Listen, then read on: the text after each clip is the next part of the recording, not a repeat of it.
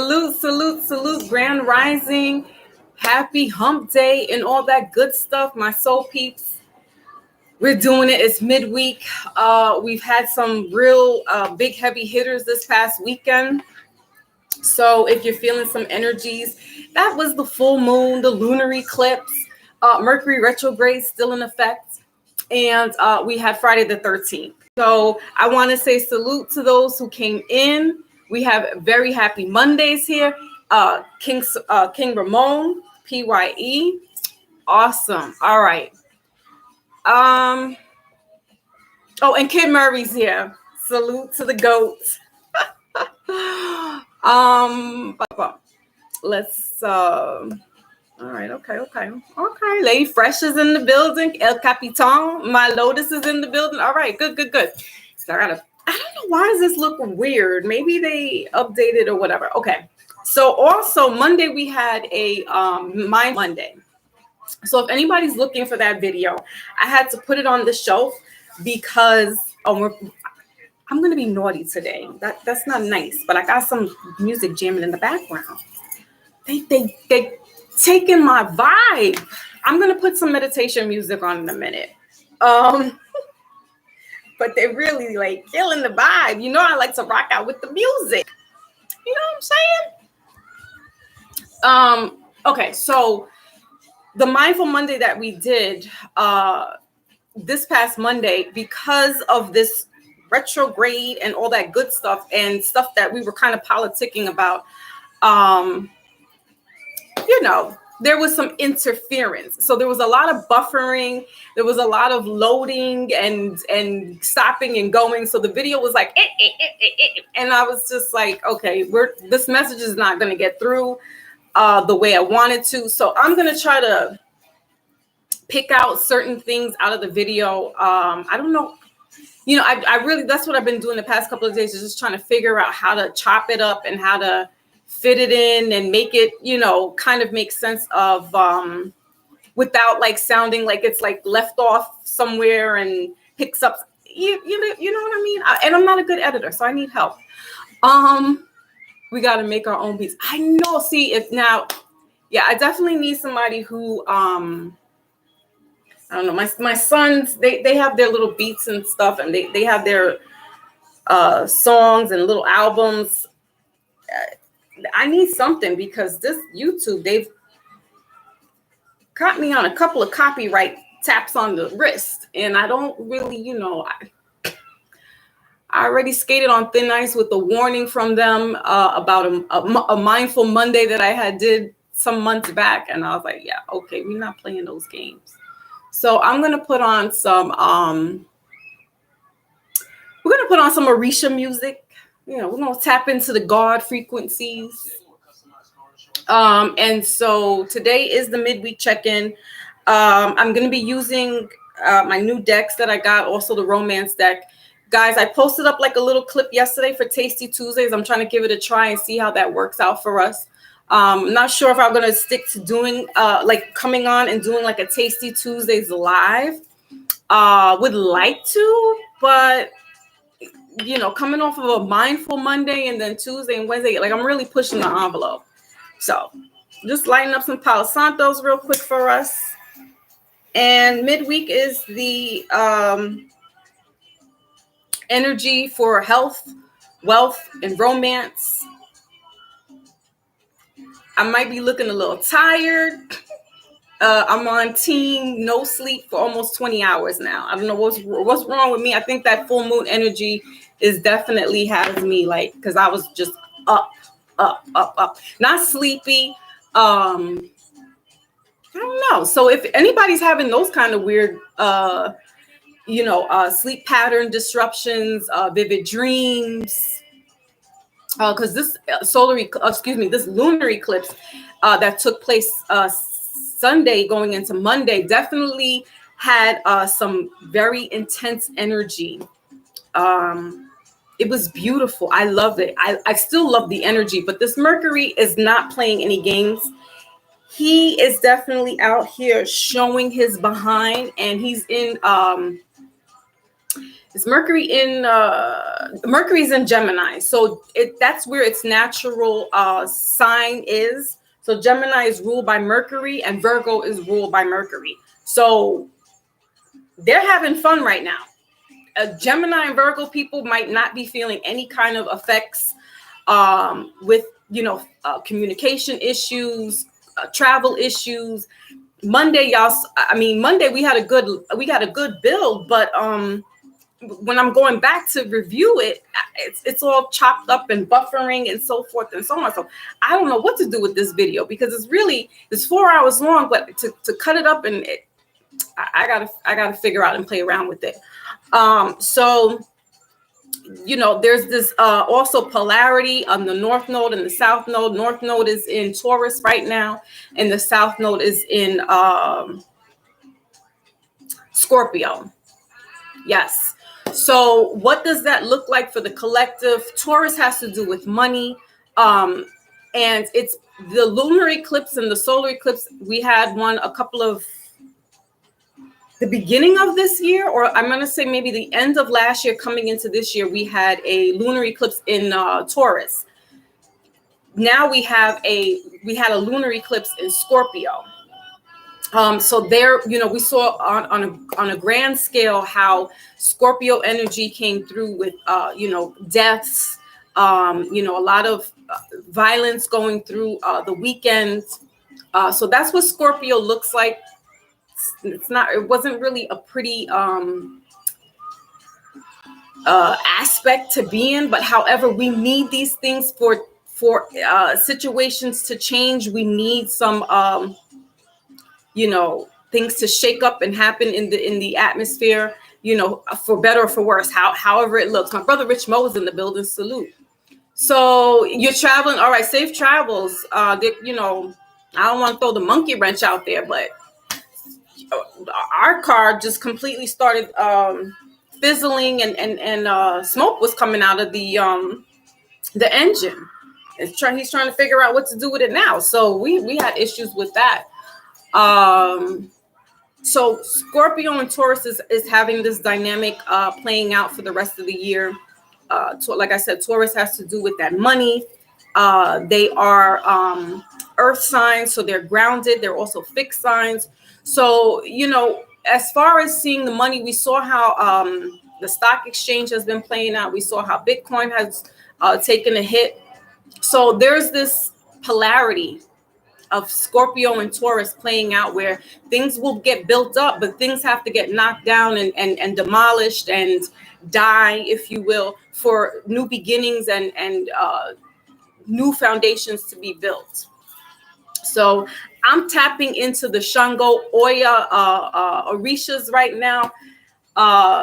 She came through for me yesterday, and so I'm just paying, homage and honor to her, wearing my red. But I have no affiliations with any other, my affiliations is in the spirit world. It's not with man. All right. So what else? Anybody wants a personal reading? My calendar is still open. It's still available. You guys can go into www.foxymoonspiritualalchemist.com and book a reading with me there. If you're having any issues, you can hit me up on my IG. Lotus, if you can drop all that info for me, the Foxy Moon Spiritual Alchemist. You guys can go into my IG if you're having any questions or concerns, or you're not ready to commit to doing a reading, but you just want to know what that all entails. Hit me up and I can answer your questions to the best of my knowledge. You can do that. What else? I'm trying to think of any other celestial. It's a lot going on, guys. I had wrote on, I think it was my IG live, we need to stay sucker free for the weekend, but we gotta stay like this at least until next month, the end of next month, because Gemini seasons is right around the corner. And again, like I said, Mercury is in Gemini right now. That's its natural zodiac. So they're having a ball. Mercury is having a ball because it's in its natural state. And so signs that can be affected by this is Taurus for sure, Scorpios, all the water signs. I want to say Pisces is I'm giving them an honorable nod because even though they're water signs right now, Scorpio and Cancer is taking a hit because the full moon was in Scorpio. However, Cancer is ruled by the moon, so that's its natural ruling planet, if you will, even though the moon's not a planet per se. So Cancers are going to be taking this. I was just watching the Tupac Unsolved like before I got on here, and I was boo-hooing as if, I know the story, but I was crying. They did a fabulous job with that. It was a USA made for TV show, and it was it's called Unsolved: the murder of Christopher Wallace and Tupac Shakur. And when they got to Pac's part where he's in the hospital and then he dies, and his mother's remembering, Pac buying her first home. That's when I lost it. I was like, oh, my husband. So, all right, love. So let's kick it in. And if anybody does want to have a little mini reading today, you're more than welcome to. You can, put your name in the queue. If not, we can chop it up for just a little bit. But basically, this is the midweek check-in. Also, remember, guys, that time is fluid. If this message is not for you at the moment, please don't try to make it fit. It's only going to confuse you even more while we're in this confusion kind of state of mind right now.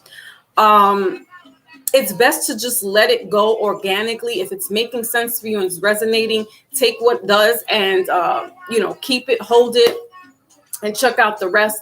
Also know that we have masculine and feminine both in us, the yin and the yang. So, for feminine, for females with the masculine energy, it could look like this. We're in that whole embracing that Shango, that warrior energy, being boisterous. You might have a little attitude right now. And, for the males, if they have a little more feminine energy at this moment, it could be that they may be crying as well. There could be some issues, or not issues, but something's trigger. And, men, let your tears fall. Let your tears fall, please. Or just being a little, more emotional and being in tuned with the feminine energy. Doesn't mean that you're soft. Doesn't mean that you're going to take any shorts. It just means that you're more tapped into that feminine energy, and you understand the females a little bit more than somebody who's really masculine, a male masculine that is like a Shango, a warrior type where, it's all about wars. It's, if you want to have this lovey-dovey, not with the Shango energy. You're not going to find it in him. You're going to find that scorpionic energy where they're good in the bed and it's hot and fire and all that good stuff. But the romance department, not happening. Sure. All right, so let's tap in. I'm going to be using my new tarot deck. I forgot what the guy's name is. He's some French dude. So we're going to tap into that energy. I still don't know what cards I'm going to clarify with. So I don't know. All right, so let's kick it in. Whoa. Look who's in the building. Osiah's in the building. Salute. Oh, man. Yeah. Missed you too. Definitely good to see you. Sometimes we got to take a moment and a chill pill. Some people need to take a hiatus, waking up before 5 without alarm clocks. Yeah, but that's just our natural bodies just getting up, and it's like, oh, I'm telling you, I'm on 20 hours of no sleep. I don't even know.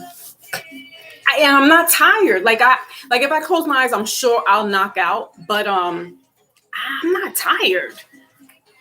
I don't know. It's weird. It's weird energy. So maybe I'll just use the good old witches deck to clarify, Let's not complicate things and make things any more complicated. All right, so we're going to kick it in. All right, so this is for we're starting with the health.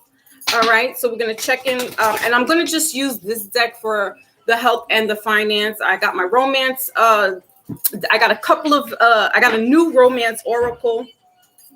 So I'll be using that. But we're going to be using our good old reliables here, the romance deck and the little mini romance oracles. All right. And then we're going to have our wisdom to end the reading.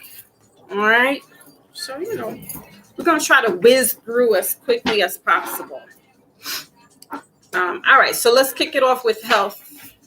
So this is a collective reading. Now, if, like I said, if you want a mini reading, then that's for you personally. And so that will make sense more. So if this message is not really making sense for you, again, please don't try to make it fit. It's just not for you at the moment. Come back to it a couple of days later.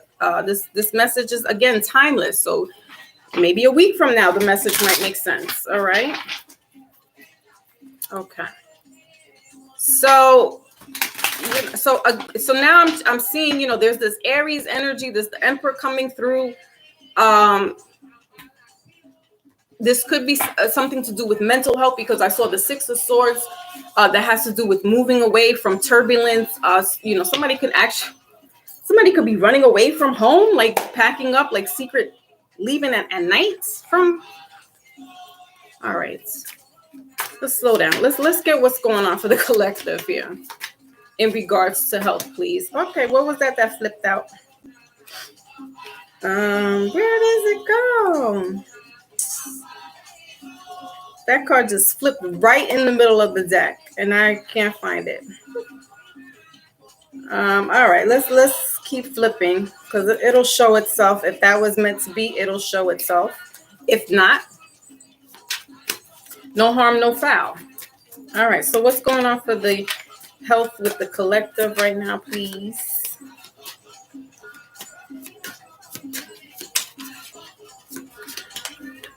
Yeah.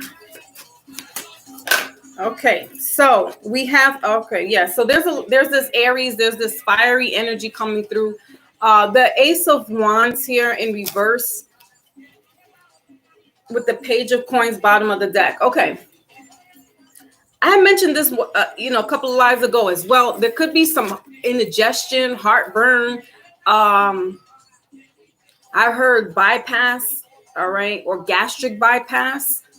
So again, something to do with the intestines, gas, your stomach. All right, so gastric bypass or something to do with heartburn. All right. But there's treatment here because it's in reverse. So I'm getting that somebody's getting over this type of acid reflux, indigestion. Disclaimer, I'm not a medical professional. I am not a nutritionist. All right. But Spirit tells me a little something that I got to pass along to everybody, right? So that's what I'm getting is that a couple of lives ago, maybe about a month ago, there was some type of indigestion or heartburn. But there's treatment, okay, that I'm getting. All right, so let's clarify a little bit more now. And it actually could be subsiding. Whatever this was could be subsiding now, because with this page, this is that Taurus energy, Capricorn, and Virgo. It's earth sign. But I'm getting that you might have had to go do something holistically and go the holistic route as opposed to getting, you know, having the doctors help you, or if the doctors weren't helping you, you found an alternate route going holistically, all right, naturally, organically. I'm also getting hemorrhoids. So there's this whole, the digestive tract, you know, and you know, with hemorrhoids, that has to do with the anal fistula. There could be an anal fistula. So there's definitely some flare-ups going on, you know, with digestion. All right, definitely esophagus. Yeah, all that is going on. But I'm getting that there was a holistic approach, or this is coming to an end. This is subsiding now. All right, so let's clarify a little bit more. Yeah, there's this with this Fool card here. There's this there's a new approach that you're taking. So if you weren't able to get treatment, like if you were finding that medical treatment by way of doctors weren't helping, you were going homeopathic, holistic. Okay. So you're finding new remedies. You could be doing this yourself. You may not have to go to anybody. You could be looking online or consulting with an herbalist or somebody who does homeopathic and organic stuff, naturally. All right. Zay's in the building. Salute, salute. Thank you. All right. My live on Monday was great. But when I look back at it, Mercury retrograde was acting up, and it kept buffering and stopping and starting. So I have to chop the video up and see how what I can salvage and put out, so you guys can go back to the Mindful Monday. But right now I have it on the shelf in the back burner. All right. So why is this ace here, please? Okay. The High Priest. Yeah. So you consulted with there could have been a high priest or high priestess that you consulted that knows how to do like herbal remedies. All right, with the Strength card here in reverse.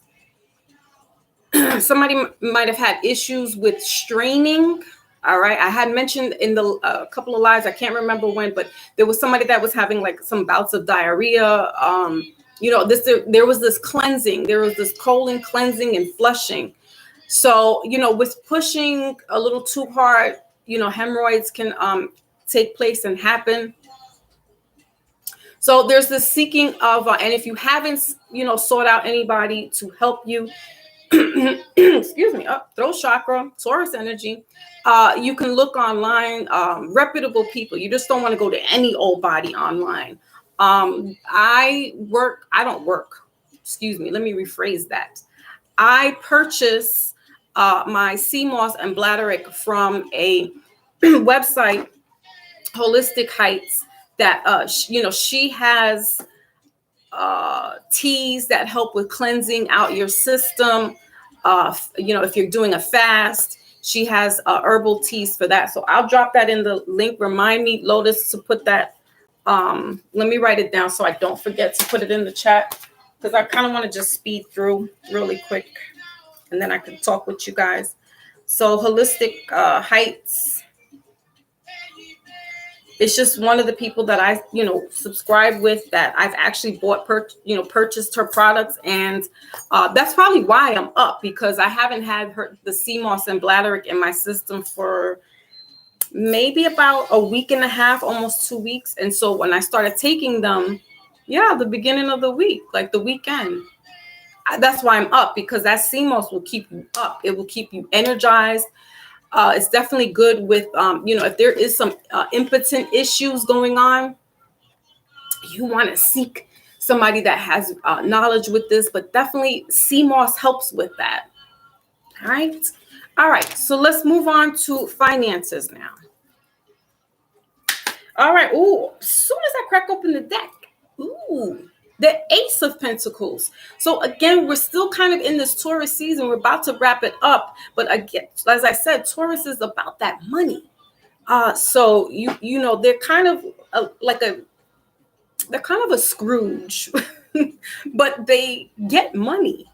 So it's weird, because while they get money, they don't like to spend it. So, and if they do, it's like frugal. They kind of, they'll get like one expensive thing and then they'll hold their money, or they'll spend it all and then they're broke. It's like Taurus is weird that way. Maybach's in the building. Salute, salute. Thank you, Lotus. Thank you. Holistic Heights. And you can go to her IG page and, look into her products. If that works for you, good. If not, there's other people out there that have all kinds of herbal remedies and stuff.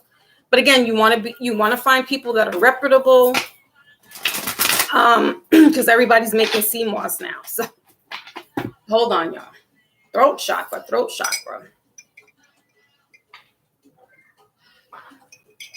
Okay. So let's see what's going on for finances with the collective. All right, so just want to pop out Virgo energy, the Hermit, and the Two of Cups here, bottom of the deck. So as I had just, as you know, I was flipping through the cards, the deck, we saw the Ace of Pentacles. So, you know, again, as I just said, with the Taurus energies, they like to keep that money. So somebody could really be on this hermit mode, and not wanting to share or work together, you know, in regards to making money or spending money.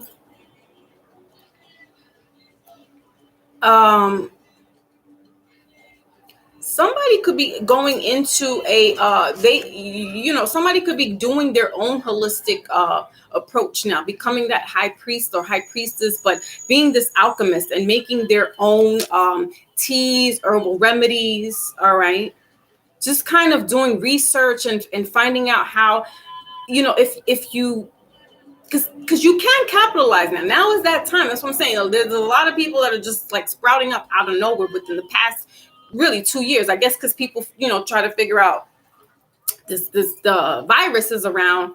How do we, you know, combat this? How can we get ourselves healthy? So, you know, somebody, you know, collective, you know, you could be looking into this and possibly doing that as a side job, or, you know, you do this on the side and you're thinking about making it happen. Now go for it, because the Ace of Pentacles, as yeah, the Ace of Pentacles is that new beginning with money and work. So if you are in that niche of, you know, trying to do things for yourself holistically, or, you know, you're going into, you know, into this spiritual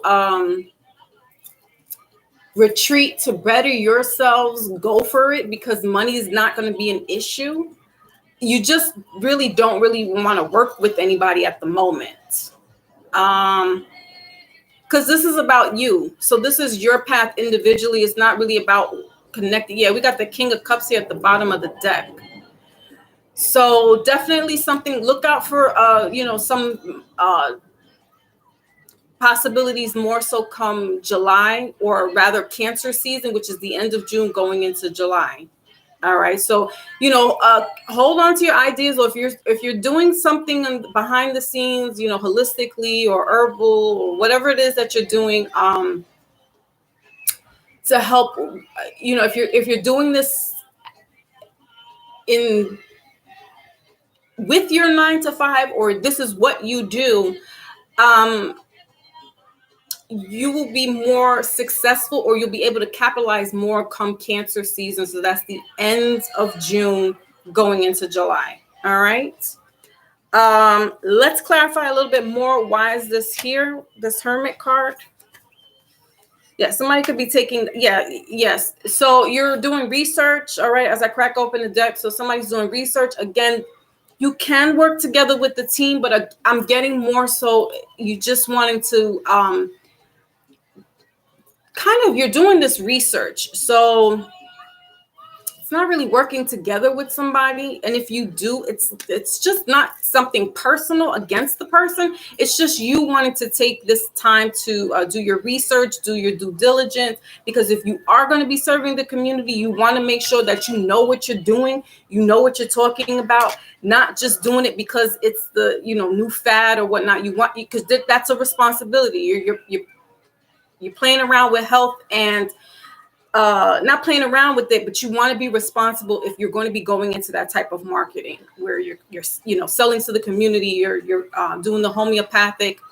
So you want to, you know, be responsible, but you're doing this by yourself. This is kind of like your journey. You're doing a Mr. Miyagi kind of thing where it's just you, and, you know, maybe you do have a mentor. Maybe you are being under the tutelage of somebody, kind of like a Dr. Sabi, where he has, you know, like his grandsons, his sons, and other children and family members that are now kind of picked up the mantle. So you could be studying under somebody. All right. But again, as I saw the Ace of Pentacles there, money is not an issue. This is more, how can you, you know, tweak whatever it is that you're working on. All right. Yeah, you could have gotten some kind of download this past lunar eclipse, or gotten, sparked this idea about becoming an herbalist, or just somebody who's more on the health guru. Okay. So why is this hermit here? So tower moment, Scorpio energy. All right. So definitely could have gotten a download. We got the bottom of the deck, the Page of Cups. So collective, you guys will, again, like I said, be more successful come Cancer season. That's the end of June going into July. And, you have gotten some kind of inspiration during this blood moon, this lunar eclipse that happened in Scorpio. So where you possibly were whatever kind of formula or remedy that you were doing, it's not marketing the right way, so you have to do some more research. You have to go back. It's always adjusting. That's what the alchemist is. It's about adjusting, taking out and putting in, and kind of fine tuning it to see how it works best. And so, during this blood moon, this full moon, you could have gotten some type of aha moment where it's like, all right, let me go back to the books. Let me open up, see what kind of herbs work best in this product, and take out this because that's not working. All right. So this is just you, going back and forth, looking at what works best for you, what works best for the community. All right. But again, you be more successful or be able to capitalize during the Cancer season. All right. All right. Let's move on to romance. Ooh. Okay. So we're using the Angel Romance deck.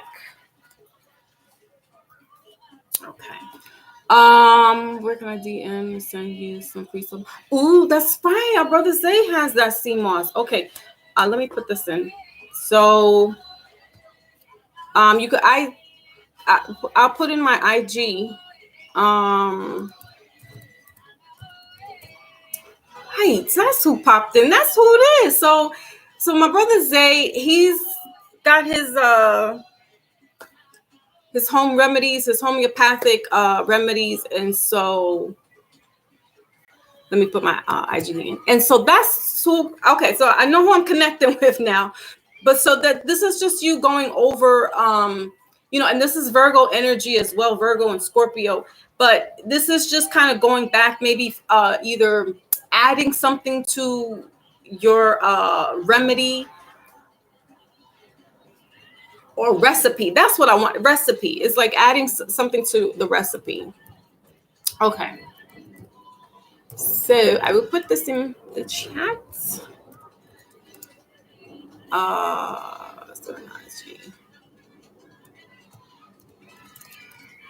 Okay.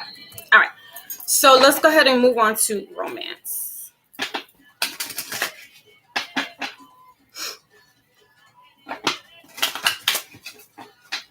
I'm getting teas though. I'm getting, somebody's interested in doing teas, or this is what they should be doing, because this is also, it's not also just for you, but it's also for the community. We're moving into a different paradigm now where we have to find solutions for the community. And when I say community, it's us. But there's, and I'm not being inclusive, but, we definitely need some healing. Everybody needs healing. But, melanated people are a little more, spiritually downtrodden now. And, that's CMOS. That's what it is. That's why I'm up like 20 hours now, just going, and I'm not tired. So, we need different remedies. While sickness can be a big business in certain areas, or maybe not a big business, but definitely we want, health is wealth, like Big Cat tells us. And so some people just may not be able to tolerate medication anymore. They may, this could be getting acid reflux, because certain medications, while they may be curing one thing, you could be getting some different kind of side effects from the medication, right? So it's healing one thing, but causing damage to something else. So, it doesn't hurt to try a different route and going, homeopathic, holistic in that way. Okay. All right. So I did shuffle a little bit earlier. So let's see what's going on for the romance department. Now, this is, you take it how you want to take it. I'm not gearing towards singles right now. I'm not gearing towards couples. It's just however the energy is going to come out. And my goodness. Passion, the bottom of the deck, and 3 cards flew out. I'm normally, we only had 1 card each for finance and health. Romance, with this deck, as my Lotus knows, gets a little messy. And it always wants to talk. It spoke to us, when was it? Saturday, and I did a live on Saturday for how this romance and the full moon would affect us. All right, so the first card that came out was getting to know each other. I think that came out before as well. Learning, forgiving and learning. Definitely that card came out on Saturday. And let your friends help you. All right, so this card, somebody who was here on Saturday is back. And it's the forgiving and the learning. I just said that we need healing, not only in our physical and our spiritual, but also in our relationships. We see this playing out with this, person who transitioned, the KS person, and how that was being kind of detrimental towards the females, right? So, and vice versa though, because we have females who are just like, they're in their, as we were talking about on Monday, they're in this, boss bag and boss energy. And, I don't really need a man. I could do bad by myself. Yes. However, we still need each other at the end of the day. Because, if I'm by myself and y'all know where I'm at, I'm not in a city or a state that has the gun, where we can walk around with it like no problems legally. So if you are in a position where you're a woman by yourself and you have to protect yourself and protect your children, and there's really no male figure around, women are buying, if they are in a state, they can buy legally a gun. But I still kind of like having that male around. I have my dad around, and he's a little bit of a thing, but he had his back right at the door. We didn't live in a house, we lived in apartment buildings, but he sure enough had his back. Like, listen, and I felt protected. If my mom was doing, I'm sure I probably would have felt protected too. But knowing that there's this masculine presence in your household, or this energy, even if my husband's not here, my son is here, and I tell him, listen, I don't want to give him that responsibility that he's the man of the house when dad's not around. But you have to protect the women and children, right? So this kind of I don't need. Well, what happens when you're in a situation where you may need to? So we have to do this forgiving and learning with one another, forgiving and learning ourselves. I had left off, I believe it was Monday or Saturday, to just be kind to yourself, right? Forgiving yourself first for the situations that you might have been in, whether it be childhood or whether it be in a relationship or friendship, right? Here we got, let your friends help you.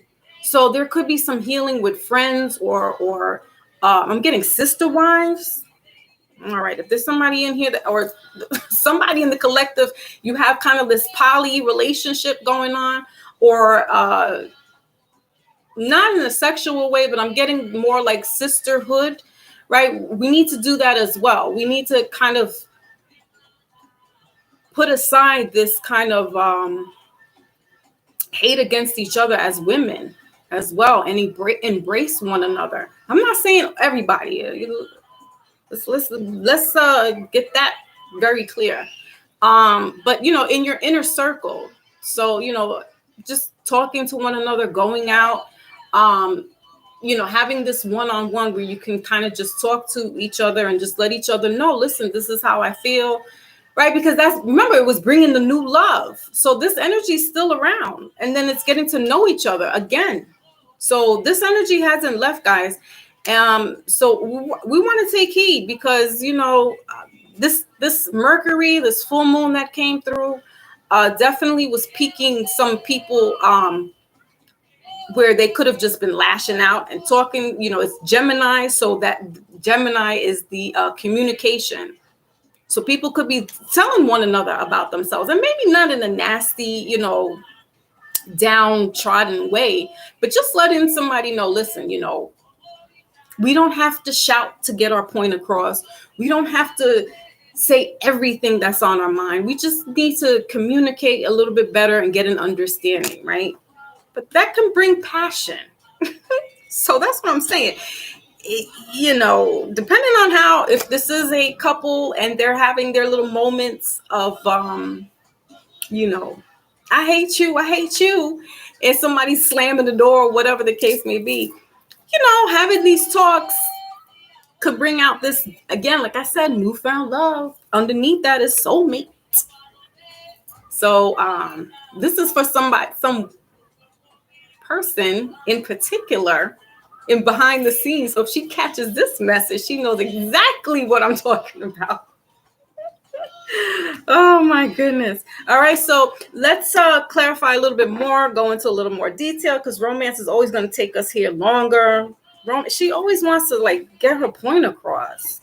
Romance has to be a woman, because she's got to take over the whole scene. Come on. You saw how quickly I did finance and health, and romance were over here with 3 cards.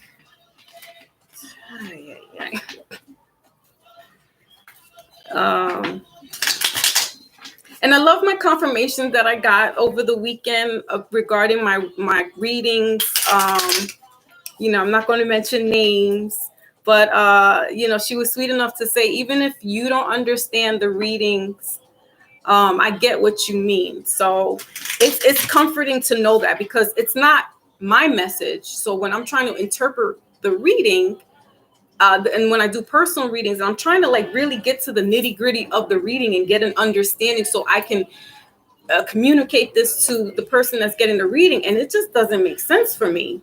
So I have to, kind of stop the reading and then, let somebody say, what's going on, so that I'll be like, oh, okay, this makes sense. So I appreciate those words of encouragement. And shout out to JVJ, who had me on his platform, and I did a reading with him, and No Jive, by way of Raz Girl, Beauty Queen. So salute to them. We had fun over the weekend. I think it was Saturday I did that reading, and I was up. Yeah, I've been on a roll. I've kind of just been on no kind of sleep, but all over the place. All right, so let's see what's going on with this. Your friends help you, getting to know each other. Let's see what's going on. Yeah, and this card says here, as you release and heal the past, you experience more love in your present moments. So exactly what I was just talking about. Releasing this energy of, having this kind of hate, not hate, but this kind of for one another, and just letting stuff flow. Be organic with your relationships. It doesn't matter if it's a romantic relationship or not. But we're in romance, so take it out. Yeah, kissers. So somebody's not in the mood for this, lovey-dovey kind of, healing hearts. Yes, healing heart, and bottom of the deck is Cupid's arrow. Yes, somebody's not feeling the other person at the moment, but guys, we're in Mercury retrograde, so attitudes and communication get lost in translation.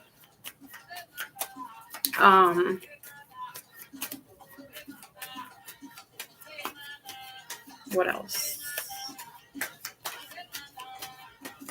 Just got to be kind to yourself. That's what I'm getting. It's just learning from your learning from your errors of your ways. What else is here? We got both receiving what you need, progression, moving on, closer issues. So this could be bringing palm trees here, stability, growth, and then ascending. So, I talked about forgiveness. Forgiveness does help you with your spiritual growth. So with this ascension and moving on, some books, some chapters need to be closed in order for new beginnings and new chapters to be written. We have the Scorpio energy here with this, tower moment. We just came out of this blood moon. All right. So this could have been severing some spiritual ties, some soul ties, with relationships, things that we got Grim Reaper here in reverse. So, some things are just not meant to last that long. And maybe it's just for the season. And maybe you needed to have this to elevate yourself. Again, people come into our lives for different reasons. And most of the time it's to elevate you. It's not really so much, it can be a sexual thing, yes. But you also learn from those sexual experiences as well. How did that make you feel? Did that make you feel on top of your A game? Or did you feel even more less of a person by doing that? Right? So however you're looking at these relationships now, some things could just be organically falling apart. You may not even have to do too much. This just the vibe of the person is just like, all right, enough is enough. I learned from this experience. I learned from that situation, and I'm out. All right. Let's get this oracle. This romance, soul connections when two hearts meet, and then I will get the overall oracle to close out the reading. We got enlightenment. Yeah. So this, hey, it's to step your game up. So you could be on your Mr. Miyagi. I'm saying. Brother Rich, you know what I'm talking about? Jay's in the building. Salute. See my colors, Jay? See my colors? Nah, I'm tapping into Shango and Oya's energy, man. That's that warrior energy. Woo. I'm ready. All right, so let's see what's the collective's oracle, please. I always liked red. Red is one of my favorite colors, and black. Okay, so we got emotions. Emotions showed up before. We got union, the middle of the deck, and bottom of the deck is attraction. Yeah, man. So that's what I'm saying. With the relationship, Mercury's bringing this confusion, and we had the full moon, energy. So illusions, things might not appear as they, you're getting caught up in your emotions and not really taking things for face value. But it's like I said, some person is going to be talking their truths, and this is going to bring this attraction. All right, bottom of the deck, it's bringing this attraction, it's bringing this newfound love. It's this, I understand you now, and it's bringing you closer in the connection. Some people is really just an illusion. Like you were caught up in your emotions. There could have been this passion where it was just pure, sexual energy, scorpionic energy. It's just really, that's what it was. And so you're seeing that. All right. And you're taking that and you're like, all right, it is what it is. I'm moving on. I'm learning from this, right? I'm learning. But some of us are really going to be, okay. So it says, avoid the trap of mistaking a fantasy for a true soul connection. The next one is emotions. Look deep within your emotions. It's about that elevating, tapping into your inner G.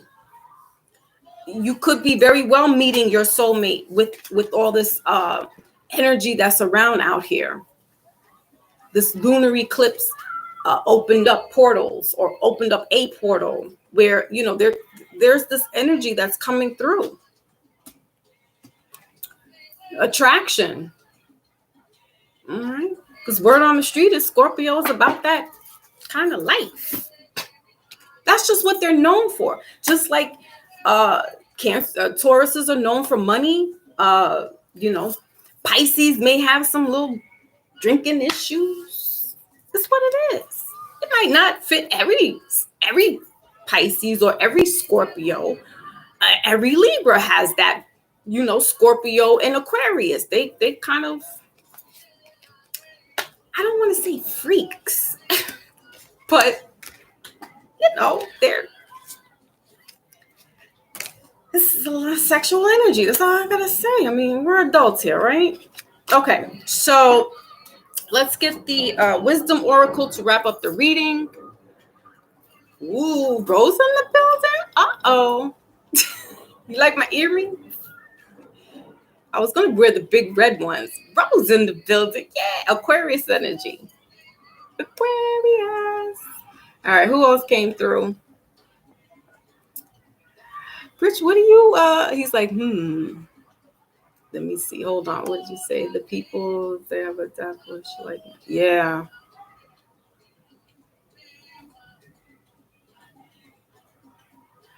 See?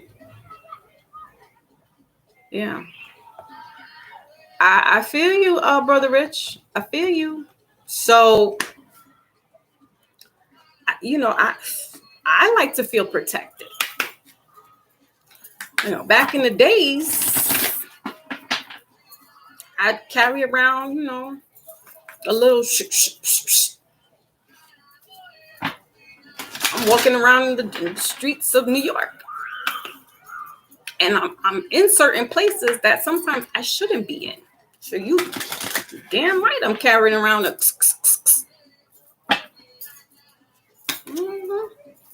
Never had to use it, thank goodness.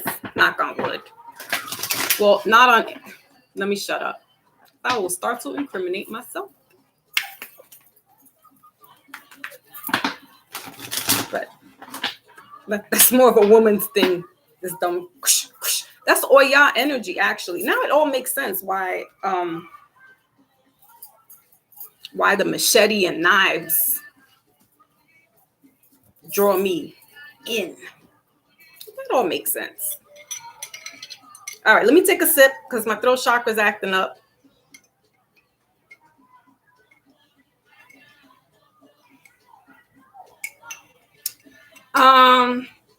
Hold on, very happy, because you talking something real juicy right now. I like it. Yes. And some of them did wear well, Shango's definitely this red. Oya as well, but she wore a skirt that had rainbow colors. So she incorporated all the colors. We know that Oshun is yellow, Yamaya is blue, and they're both water energy. Oya is water, but she's more storms, hurricanes. She deals with ushering the dead, you know, to the grave. So she's like the guardian of the cemetery.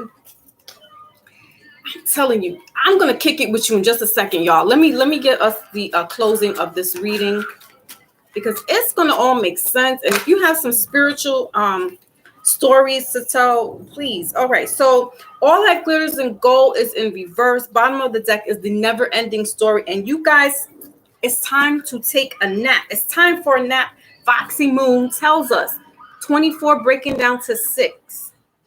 Foxy Moon is telling you all to take a nap. Literally or figuratively. We're in the year of 6. This month, next month is June. That's the 6th month. So you could be taking some time to just relax, enjoy yourselves. There could be some birthdays coming up, Gemini and Cancer. So this is that time for you to just regenerate. You probably had a rough 6 months, and going into the next 6 months, you're going to have this kind of a little more ease. But also 6 has to do with harmony and coming together.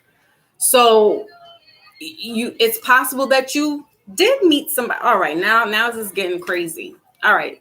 So in the romance department, if you came together and you had somebody that you was being passionate with and you were doing things, you know, after you do those things, those activities, what do you usually do? Take a nap. Mainly the guys.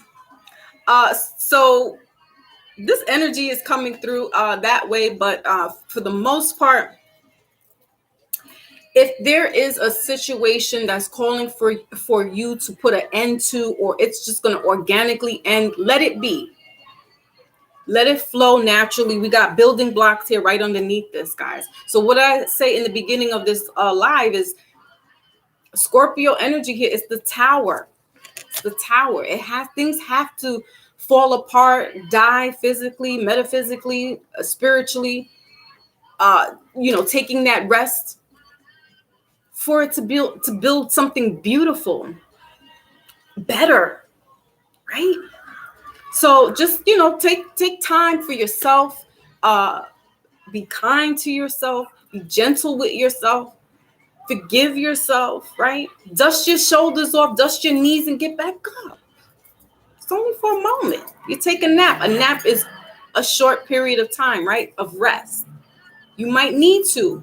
There might be some things around you that's called foxes are sly, cunning, but they're smart. They know how to maneuver in and out of situations. They know how to, with danger, they know how to kind of maneuver out of that. So, it's just taking that moment to relax for a moment and then get yourself back up. All right. All right. So that was the midweek check-in reading. All right. So now, wait, what did Jay say?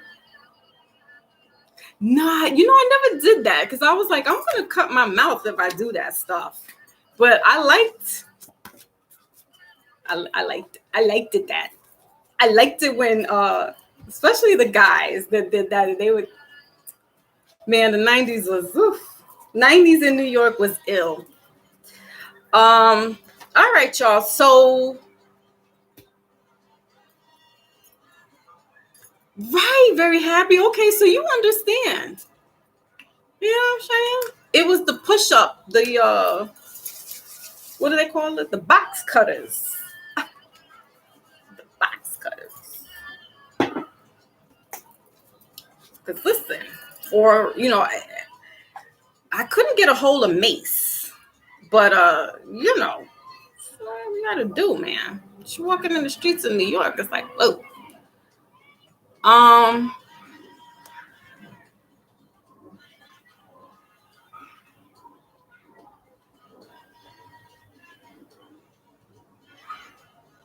Just reading your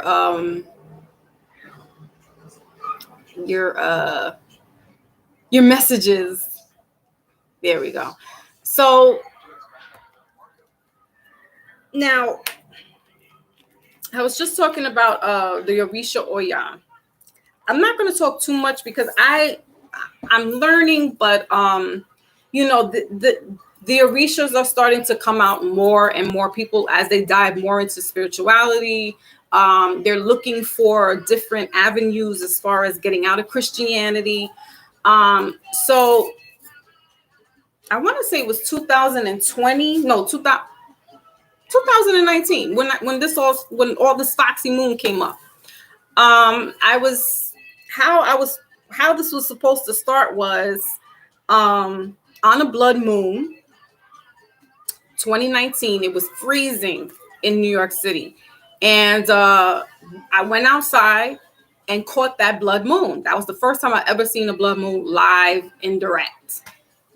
And I'm looking at the moon and I'm like, wow, the way it was, eclipsing, it kind of looked like a fox's tail. I think I told you guys this once before, a couple of times. And it looked like a fox's tail. And I was looking for a name for my products that I wanted to sell. And I didn't want to use my grandmother's name. My husband was like, you should use, because my grandmother had transitioned 2018. And I was like, I want to honor her, but I didn't want to honor her in that way. And so Foxy Moon, exactly what it is. I saw the moon. It looked like a fox's tail, and took off. Later, going into like the spring, I had went outside and was taking pictures and trying to market my products.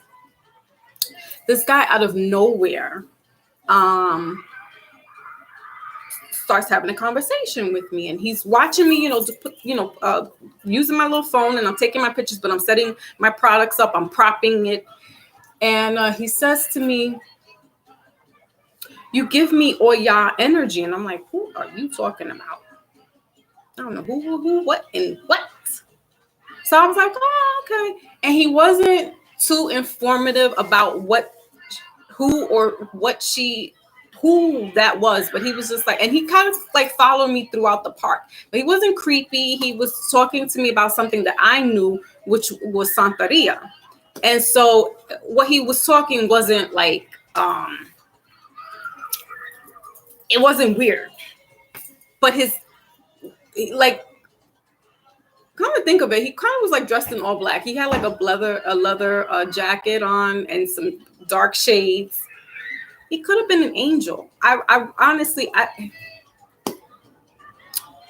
it was just a weird encounter, but I didn't feel threatened. And it was almost kind of like he was shadowing me as far as just like watching, but he would like, just like he was watching my aura. Like he was really like just observing me. And then he was saying like, Oya is, her energy is kind of like the wind, and he's like, you kind of just like glide, like you just kind of like move effortlessly. And I was like, he wasn't trying to pick, because I had already told him I'm married, so he wasn't like trying to a pickup line or whatever. And who's really talking like that, really, like to pick up a woman, a girl, like who's talking Orishas?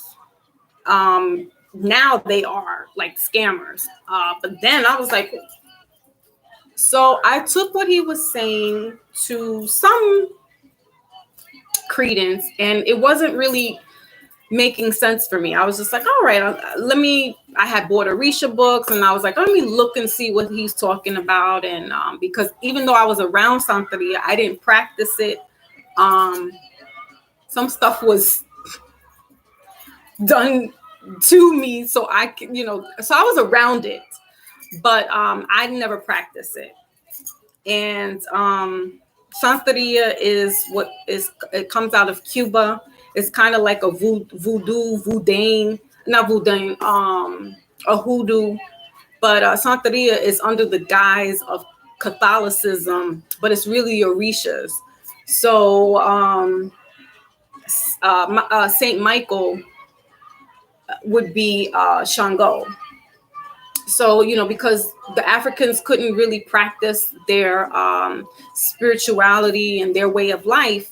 And so with the Cubans, they made this practice in the guise of Christianity, in the guise of the church. And so you'll hear a lot of Saint Lazarus and, Santa Barbara and, all these different Catholic saints and names and stuff, but it's really more of the African traditions.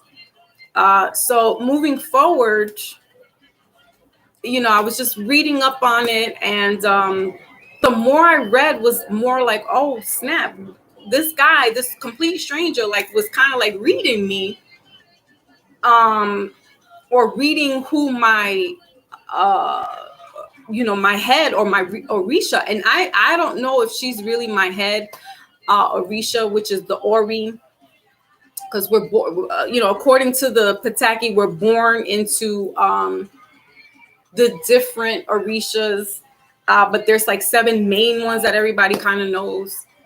And so when I was doing my homework on her, I said, oh, it would make sense. The colors, it makes sense how I'm more like her, even though I resonated with Yameya. She's like that mermaid in the water kind of energy. But when he told me about Oya, I was like, okay, she makes more sense, because she's this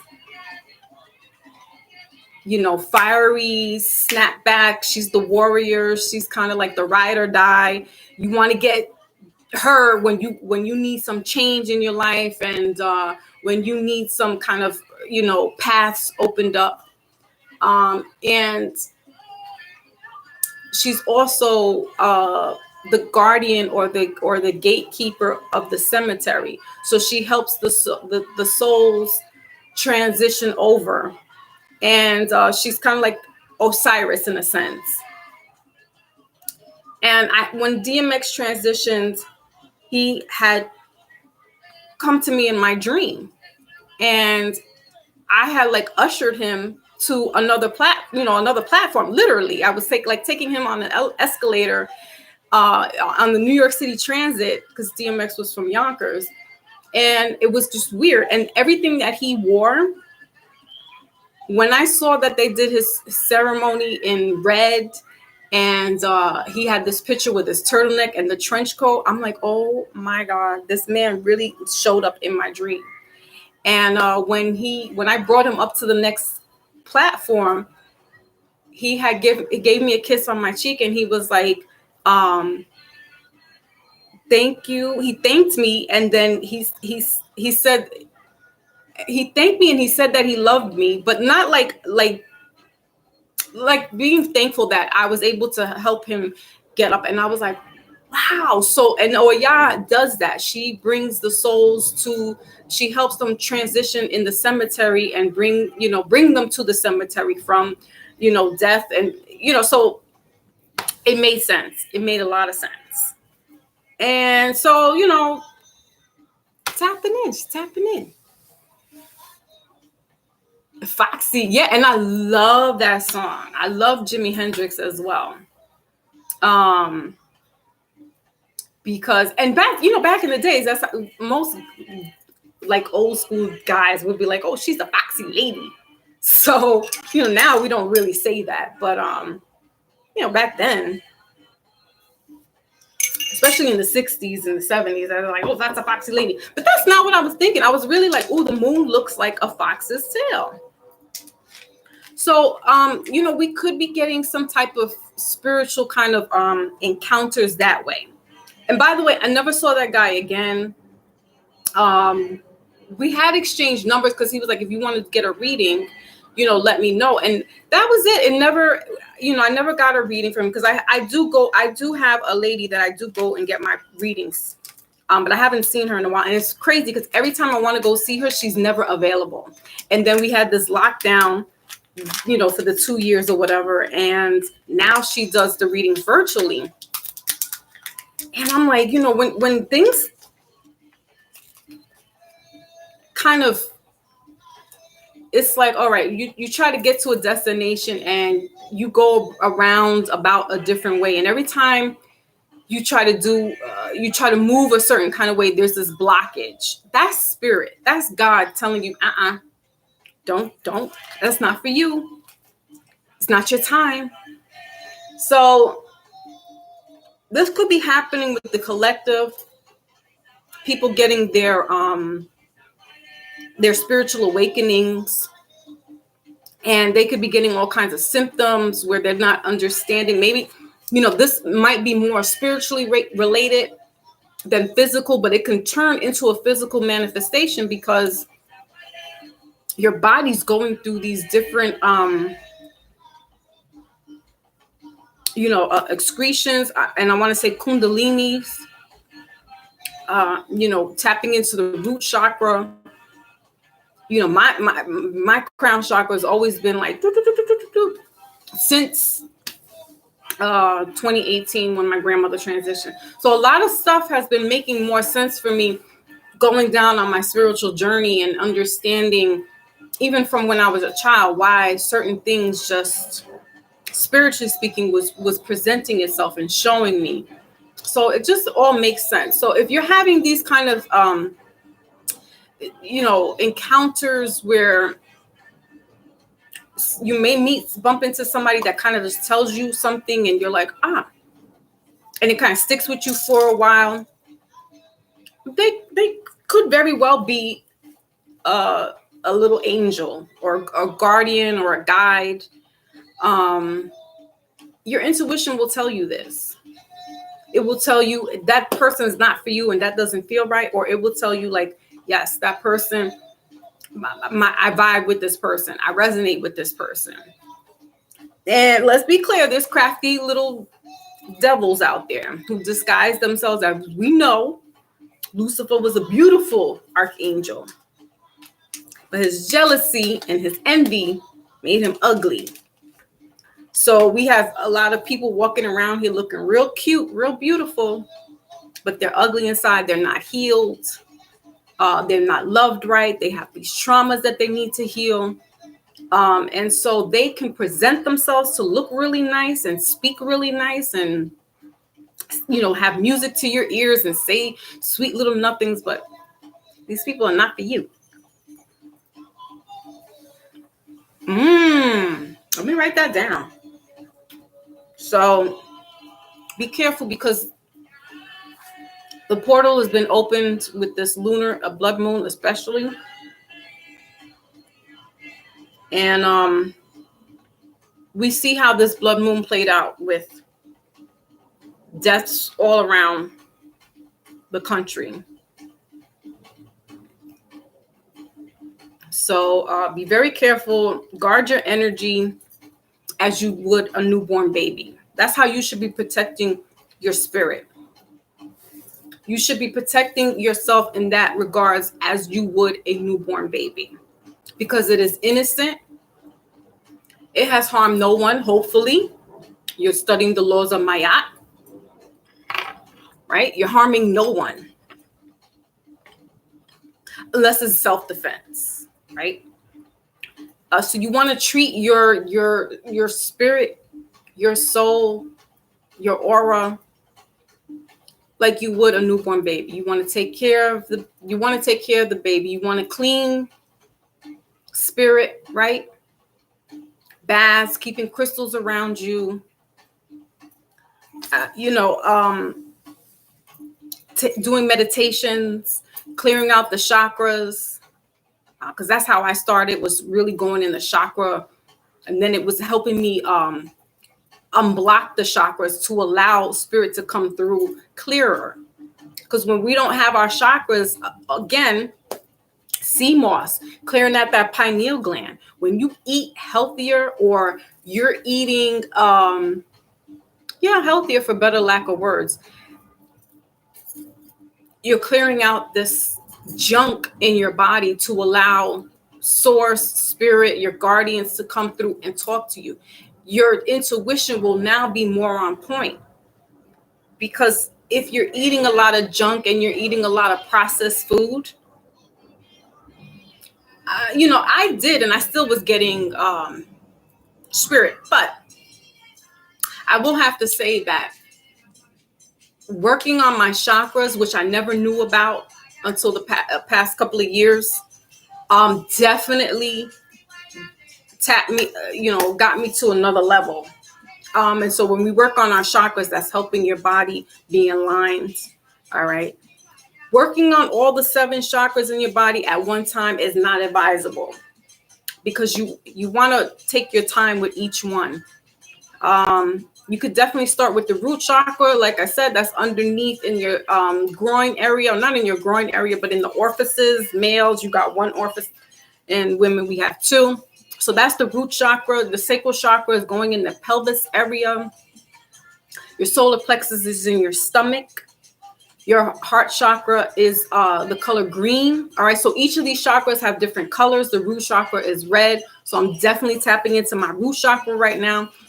It's also grounding. It's where your fight or flight is. So yes, red is a trigger color. So this is why when we see certain affiliates wearing certain colors, it incites. That's what it is. Everything is about colors, signs, and symbols. But it is the root. Red is that root chakra color. The sacral chakra, which is in the pelvis area, it's orange. Solar plexus is yellow. The heart chakra is green. The throat chakra is blue. The pineal is a kind of like a indigo kind of color, and then the crown chakra is more like a it kind of looks like this, so like a purplish. All right. And I would start with the lower half of the chakras before you start tapping into the spiritual part. Definitely want to work on your heart chakra and your solar plexus. They work together. So wearing colors of green and yellow, wearing or eating yellow fruits and vegetables, greens, and practicing the different yoga positions. You can also have these different. These were gifted to me from my little sister, but these are the chakras, but they're like the palm stones. So I would lay, on my mat and just kind of place the different chakras, either on my crown chakra, whichever chakra I wanted to work with the most, and fix or heal or get it to, rotate the right way or counterclockwise. And if it's clockwise, it's working good. If it's counterclockwise, that means your chakra is off. So you definitely want to start with chakras first. That's how I did it. But if yoga works best for you, if meditation works best, but it's kind of hand in hand. So while you're doing meditation, you want to have a stone that you can work with that's going to open up the chakras. The root chakra is always one that I'm always working with because it's the base. So it can either be closed or it can work. And sometimes I'm too much in my root chakra, and that just looks like somebody who's emotional, mad, just sometimes angry.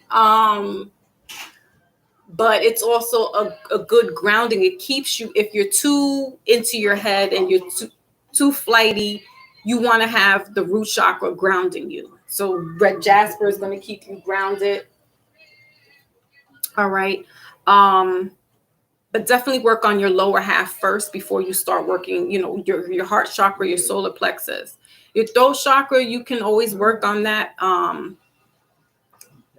But you want to, like I said, you definitely want to work on your lower half first. And that's going to send that kundalini where it's going to start serpentine going through your body and then coming out of the crown. I read that, and I can't recall the book or books that I read or saw, that when the pharaohs wore their crowns, they had the snake there. Well, that's the pineal. That's your kundalini, which looks, as they say, kind of like a serpent. It rises that way. So serpents they get a bad rap as being sneaky and low down. And yes, they are, but it's really about your inner self moving through. It's kind of like a ping pong. Not ping pong. What was that arcade where it's like you pull the lever and it kind of shoots through the game like that? That's kind of like what the kundalini looks like, and it has to go through your body. Again, it's a constant evolution. It's not, all right, I got my root chakra fixed, now I'm good. It's evolution. It always changes. Sometimes if you're too angry, or if you're too watching certain programs will cause this type of trauma. So it will keep us in our lower frequency, right? Porn, that keeps us in our lower sexual vibration, our sexual frequency. So some people definitely need to have their root chakra taken care of, because, it's sexual healing. It's not really, and I've come to learn this, and I've always had that. Y'all know I was a teenage mom, so obviously I was going out there experimenting way too early. But that's why I started with my root chakra first, because I needed that healing.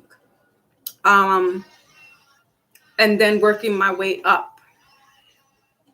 I'm always working on that. The heart chakra, throat chakra. The pineal, I kind of already gotten.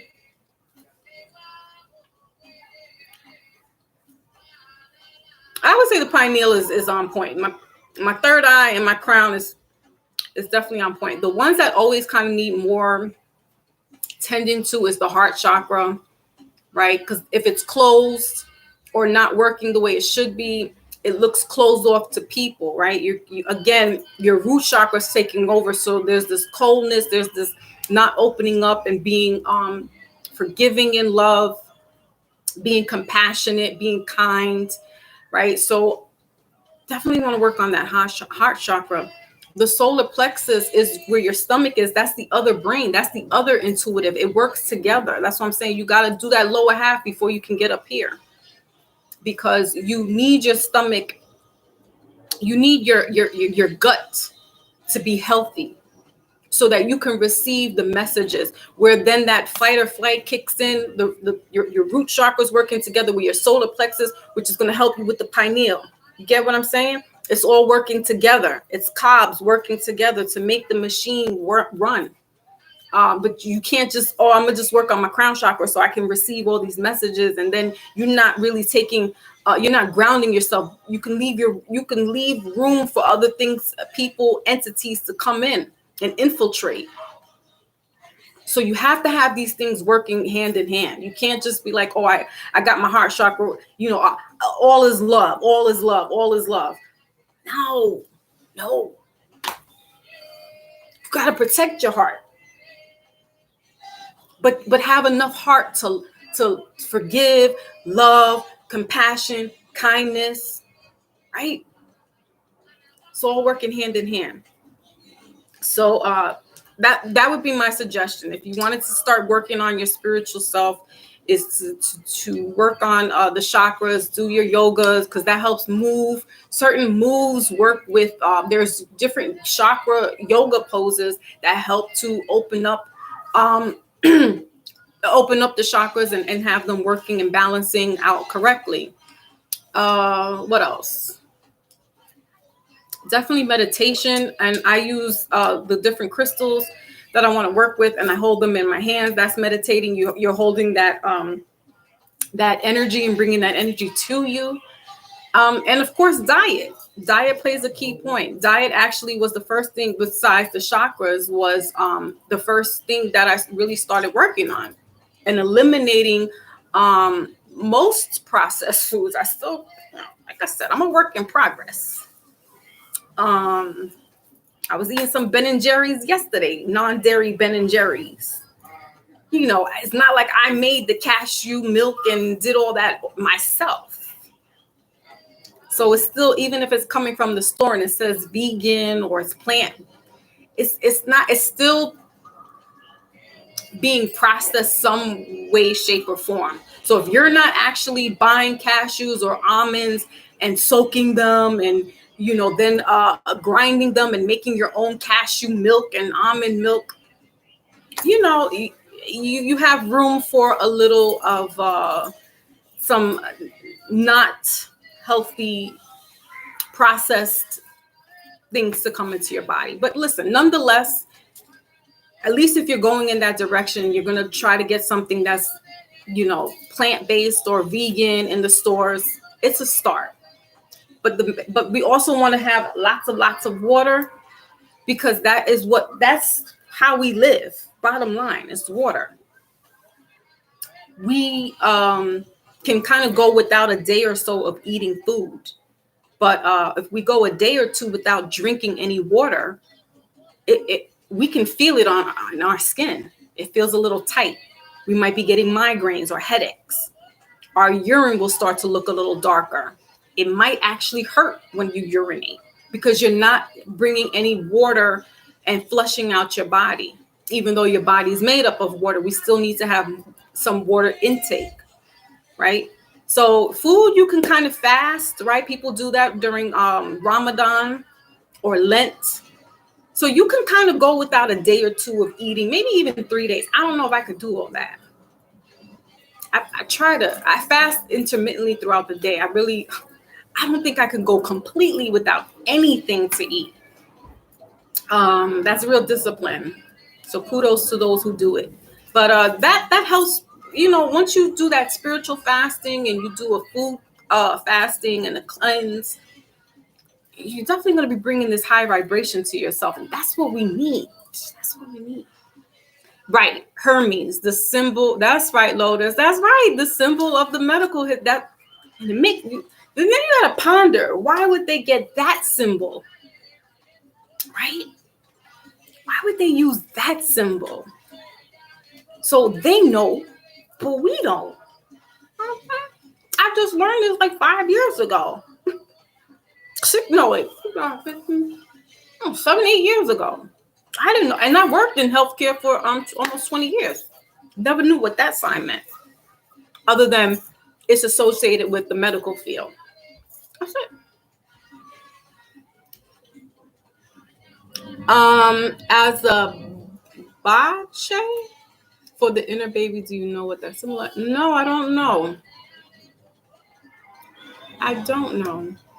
But please enlighten us. Because I like to learn new things. Oh, okay. Yeah, right. Exactly. Very happy says that. Mm-hmm. I mean, because, like I said, I didn't know. And I worked in healthcare for, like I said, almost 15 to 20 years. I don't know what that meant. But it makes sense why they would use that. Why they use the serpent. And they say that, they use the serpent against us. Oh, that's bad. Oh, it's evil. It's actually not.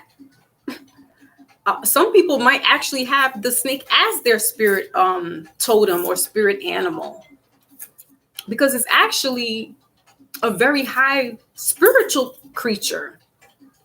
It just looks weird and nasty because it slithers around and stuff. But spiritually speaking, no, it's actually a good thing. So, I'm looking at this card now, and it's giving me that kind of, it's the dragon, right? And they also said that dragons were what? Bad. Listen, my Chinese zodiac is the dragon. Mythical, powerful creatures, but they're coming from that snake kind of energy. And they always pin the dragons to be bad, but in some I watched a show called Merlin. The dragon was actually helping Merlin because the dragon has spiritual energy, has spiritual powers. And so Merlin would go to this dragon. I think the dragon was a female. And he would go to the dragon for help, guidance, or get spiritual powers. Look, I got Hermit right underneath this. Yeah, that Merlin energy, the magician. I loved all that stuff. I still love it. Ah, okay, yes. You can, but I would go to a botanica. I wouldn't go to down there because, I mean, you could probably get it blessed, but I would go into a botanica before I would go down there and get one. The essence, so it's protection. That's why the babies. I had one. My brother had one. Especially in the Hispanic, like Puerto Ricans do that. I don't know if other Caribbean, Cubans, they do that. They have that little bracelet on the baby. So it's protection from what you want to call the evil eye, or any kind of evil spirits, entities coming through. Because the babies are, fresh born souls. So there are some slithering kind of entities out there that would love to get to a baby. So that's why they put the bracelet on them. But it needs to be blessed before you put it on the baby. I mean, if you do get it from down there, I would just see if you can get it blessed by going to the Botanica, or if you know anybody that can do that. Yeah. If you know anybody that can do that for you, see if you can get it blessed. Nobody could see you. What else? Yeah, so certain things like the red, like they have the red ribbons, the Hermes hand, or the hand of Fatima. That's for protection. That's to keep away from the, evil spirits, if you will. What else? Florida water, holy oil, holy water. Certain crystals, if you have clear quartz and you keep them, clear quartz. What else? Obsidian, tourmaline, pyrite. You keep those around your rooms and stuff. That keeps the protection, around you as well. You can put it in your children's room or put it in throughout the whole house. So like take those little, the little, they call them tumblers or pebbles, and you can put them in the corners of your home.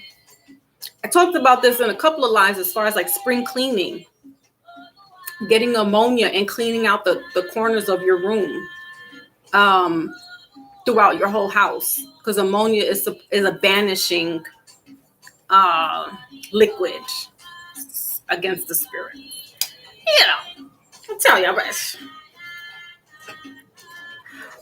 so you want to clean, you can use the ammonia to clean up your floors. Put a little Florida water in there. In allude to using sage, if you're into sage and you want to clean and put the incense. I think Lotus had mentioned that before, as far as like keeping the energy clear for guys, because we were trying to figure out what would guys do. They wouldn't bring flowers into their house.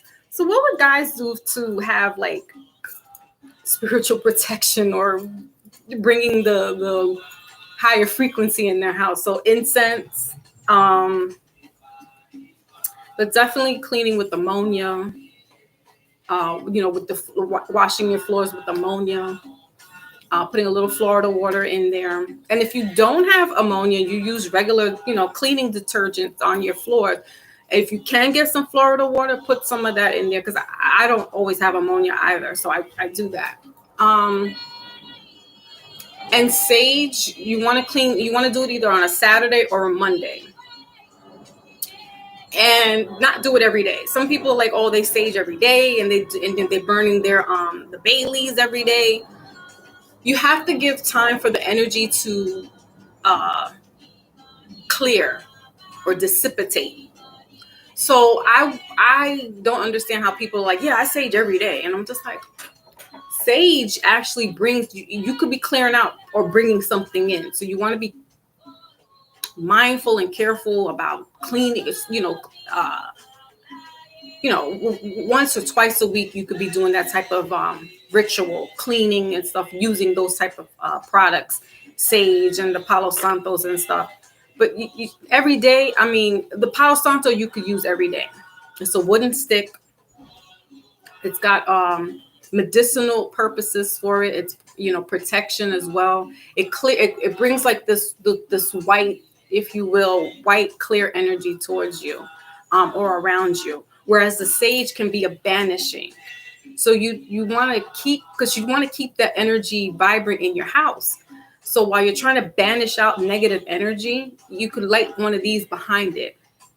And this you can light every day. Me personally, I don't use sage every day.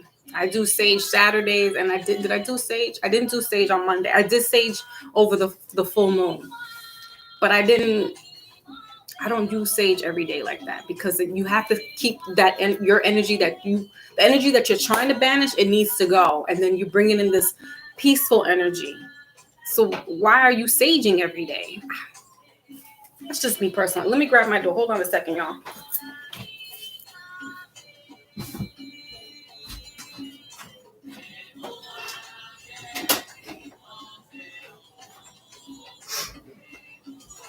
You also want to get incense that are either frankincense and myrrh combined, or frankincense by itself.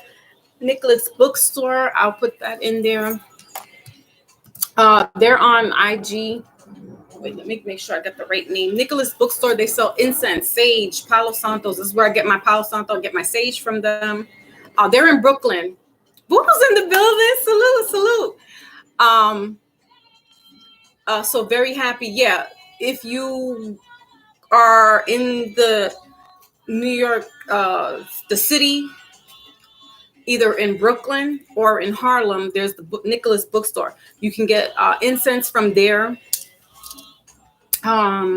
Sage, Palo Santo, candles. They're online. You can order stuff from online. So let me put them in the chat. They do sell books. They sell everything now too. Vegan foods, CMOS.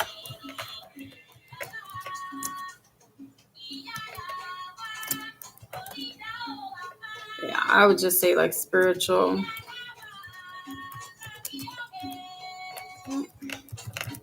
Okay. Alrighty. So you guys could check that out. Yes.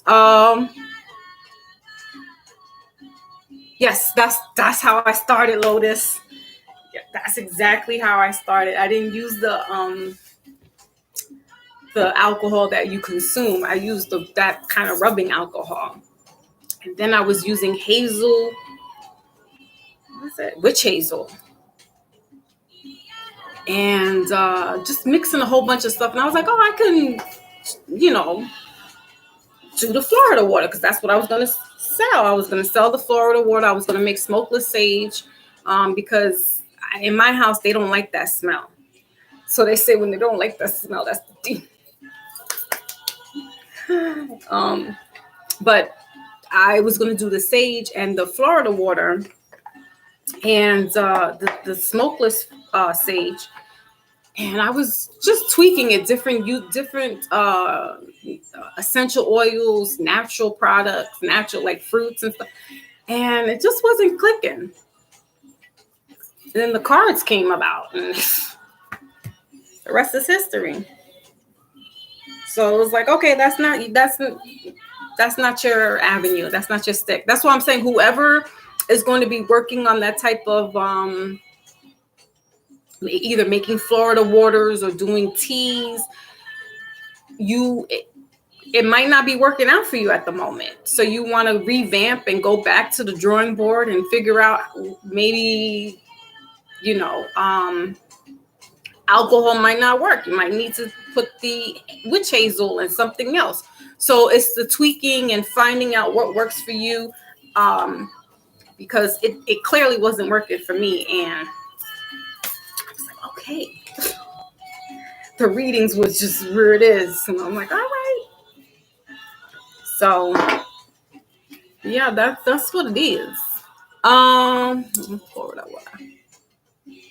They're crazy in that state. Oh, they are.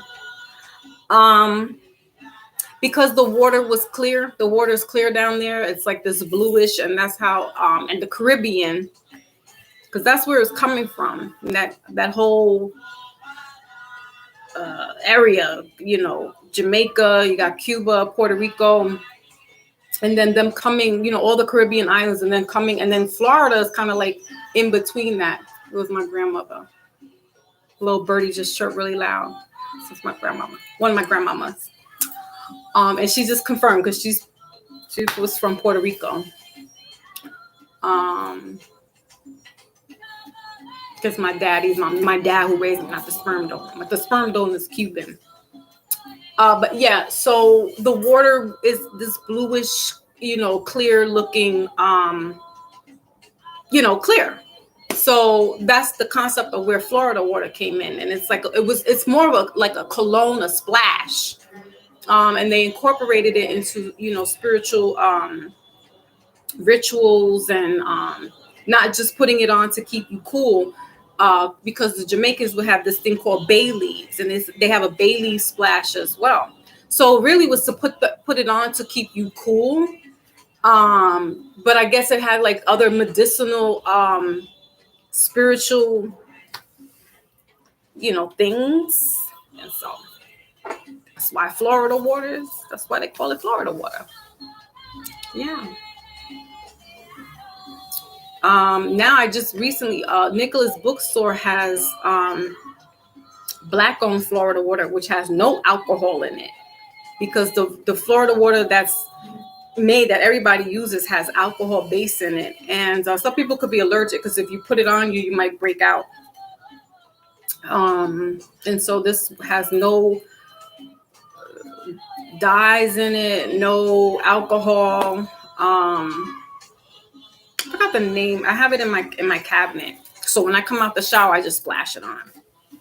And if I don't have that Florida water, I'll get either the bay leaves or I'll just light my Palo Santo stick and just like. But I also have oils from the Botanica, so I'll just put that on. You gotta get. So I'm saying you gotta treat your spirit, your soul like a newborn baby. You gotta really take care of it. Her, him, because it's precious.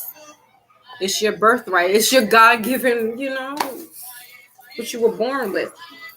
So, also amethyst. Amethyst is good with spirituality as well. Meditate. This is a calming crystal as well. So you want to have that, if you're having like a rough day or at work, there's anxiety, or if you're at home and there's just a situation and you just want to kind of do a quick little meditation, you have the amethyst. And rose quartz. These are just the basics. I don't have a lot of crystals because they are starting to become quite expensive. But sometimes I like simple things. I guess you would say basic.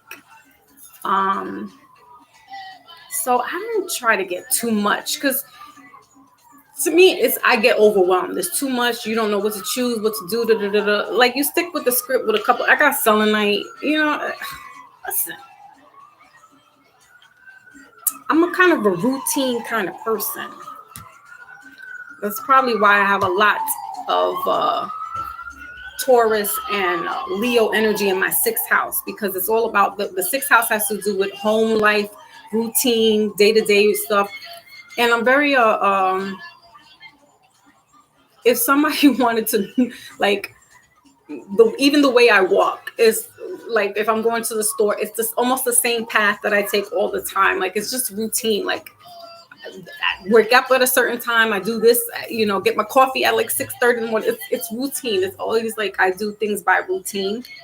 And I'll dive in once in a while and do something out of the norm, or add something else that's different. But I like to stick to the script and make it as simple as possible. So if I got all these different crystals, I got to remember what this, like I got crystals sitting in my little thing over here by my bed, and I don't remember which ones are supposed to be what now. But I know the heavy hitters. I know the main characters. And I'm going to stick with the main characters because they don't fail. They don't fail. So that's what it is. Again, Lotus has put into the chat, if anybody's interested in a personal reading, you can go into the website there and click the link and book a personal reading with me. There is a reading for love. There's a reading for finance. There's a reading that incorporates all of that. There's a reading for the past life, ancestral. I don't put anybody to sleep. I'm not that type of past life person. There's just a reading for like an oracle card, if you quick little message, and a yes or no. Quick message, if you're not really, if you're a little leery about the readings and you kind of just are like curious, you can start off with a yes or no reading, or an oracle reading, which is just one card. It takes maybe about 15 minutes to do a reading, and that's it.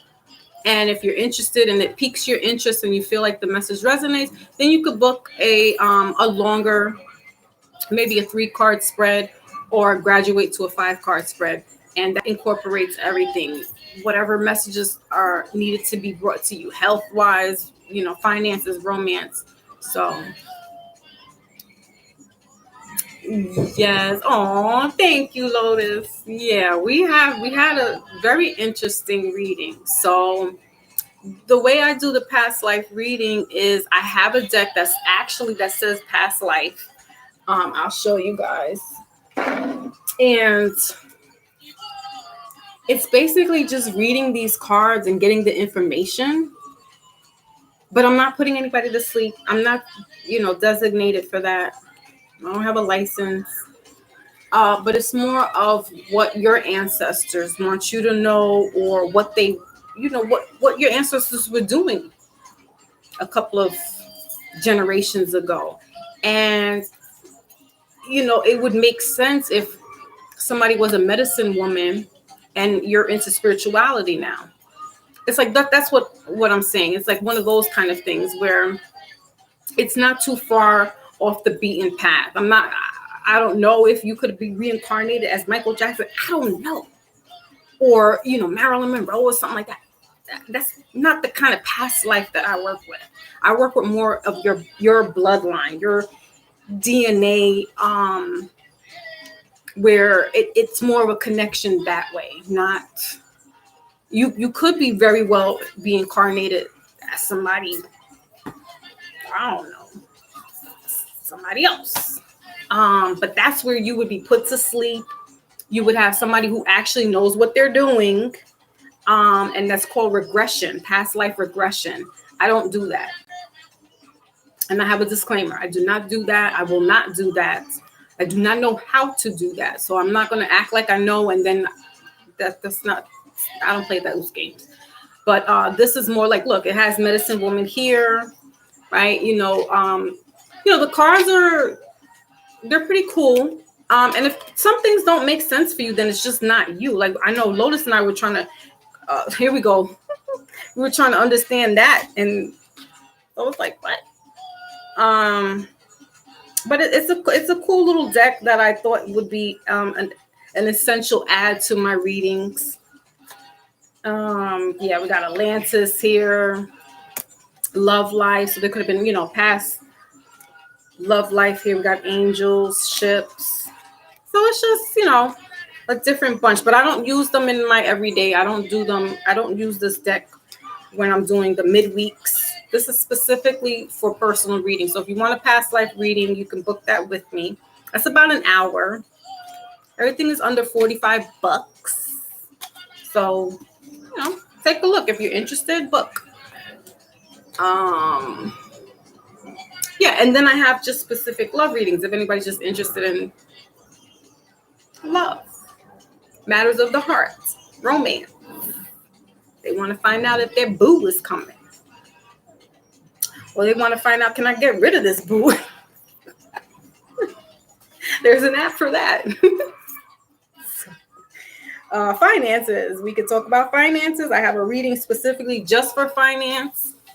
We can get in the nitty gritty of things. It's usually just what the energy is around you, what is coming towards you, what would be the outcome, and be patient with the readings as far as the timing, because some people could be caught up in the when's this new guy or girl coming in. I want to know, and Spirit doesn't work that way.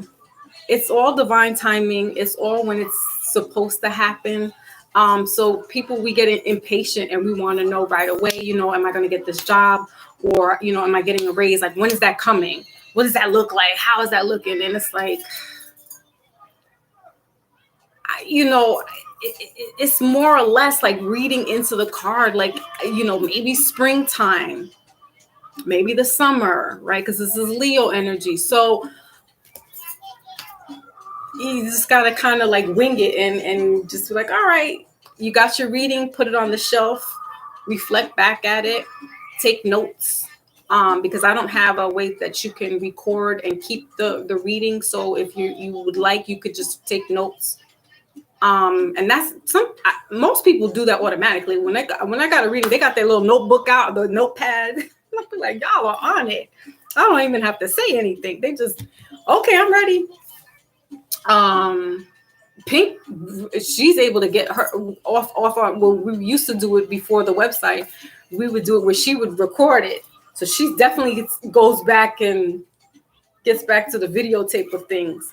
But, be patient. I would say, even if you don't book a reading with me and you want to book a reading with anybody, I would say be patient with your reading because it's not that kind of instant gratification kind of thing where, it happens tomorrow and you're like, it takes time. Your universe and spirit does not move on our time. They move in a different dimension, different timeline, different time frame. So if you are an impulsive person, I don't know if a reading is going to work for you because you really need to have this open mind and kind of just let things flow naturally. Do not try to rush it. Do not try to rush your process because that's when the frustration comes in. And you could be blocking your own blessings by doing that. All right. So I think that's it. What do we have? Almost 2 hours in. Hold on.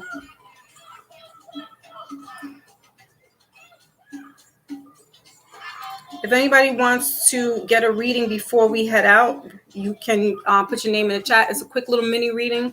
We'll do like one card.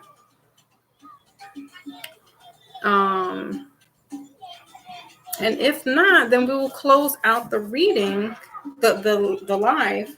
I'm glad that this is working okay. Now I got to look behind the scenes and hope that this doesn't chop up. Because that retrograde, that Monday reading, I was like, damn, man. Let me put my glasses on. I don't think there's anything else new coming up as far as celestial.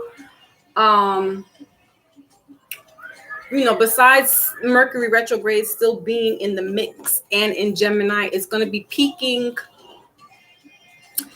So it'll end by this weekend. However, retrogrades kind of linger like a week or two after the planet has gone back into its alignment. And being that it's going in, Mercury will be going into Taurus, but we're going into Gemini season. So we're still going to have this weird little communication hiccups, not as bad as the past couple of days. But there's still this residual energy that's still there. Traveling could be delayed still, but not as bad as when we're in the middle of the retrograde, right? Signing, we want to look at our documents or text messages when we're signing. We still want to keep that energy right now because we're still in retrograde. So sending out a text message in the heat of the moment and you're mad, or you're thinking about somebody and you're sending out the message. I wouldn't do that.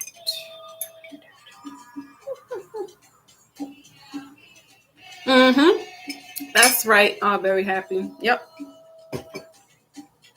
They also say that retrogrades do that. They bring out the exes and stuff and calling you back. I have to say, knock on wood,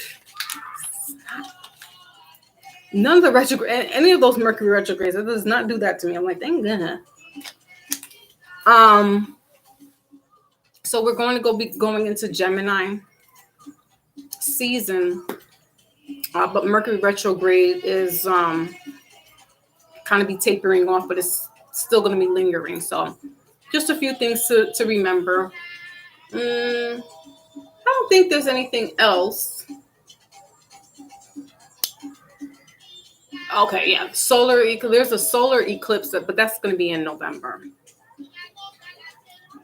Pluto's in retrograde right now. Pluto has to do with that scorpionic energy, that dying karma transformation. So, we don't want to say that people are getting their karma, but that's what it could be looking like on the outside with this Pluto retrograde, and that's going to be ending in October. It started in April, I believe. So that Pluto retrograde is a little longer, but that energy is still going to be kind of lingering around again, as I said. The lunar eclipse, rather, that energy, even though that's kind of past us, it's still present, the energy, and eclipses energy can last up to 6 months. So while we have this lunar eclipse, I just said November, we're going to have a solar eclipse in Taurus, Scorpio, Taurus. So Tauruses and Scorpios are going to be getting really affected this year. They're really going to have a tough time because they're both emotional. And I believe Scorpios are fixed signs. They're fixed signs, right, Lotus? Scorpios? And Taurus is a fixed sign. They're going to have a rough, if they haven't had it already. Now, I have a north node in Taurus and a south node in Scorpio. So where the collective is the Taurus Scorpio, I have the opposite. So it hasn't really affected me in that respect, but what I'm supposed to learn is letting go of my hang-ups with money issues, because Taurus rules money. Scorpio's about death. That's what the collective is supposed to be getting with this Taurus and North Node and Scorpio and South Node. But I just said mine's is the opposite. So I'm embracing all the spirituality, all the old things about me that is just slowly dying for something else to be reborn. But the Tauruses, they like comfort. They're creatures of habit. Like I just told you, if I'm going to the grocery store, you could pretty much know I went down that block. I'm a creature of habit. I'm kind of almost routine. So Scorpio shakes that up, where Scorpio doesn't like to be routine. They're fires, they're the fires, spicy. And so that's what I got to deal with.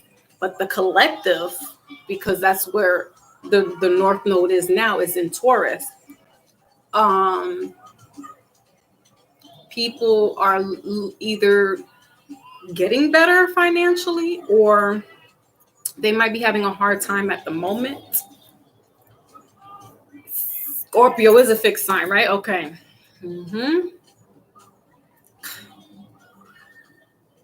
My rising is Aquarius. My moon sign is Taurus. My Mercury, Venus, and Saturn are Leo.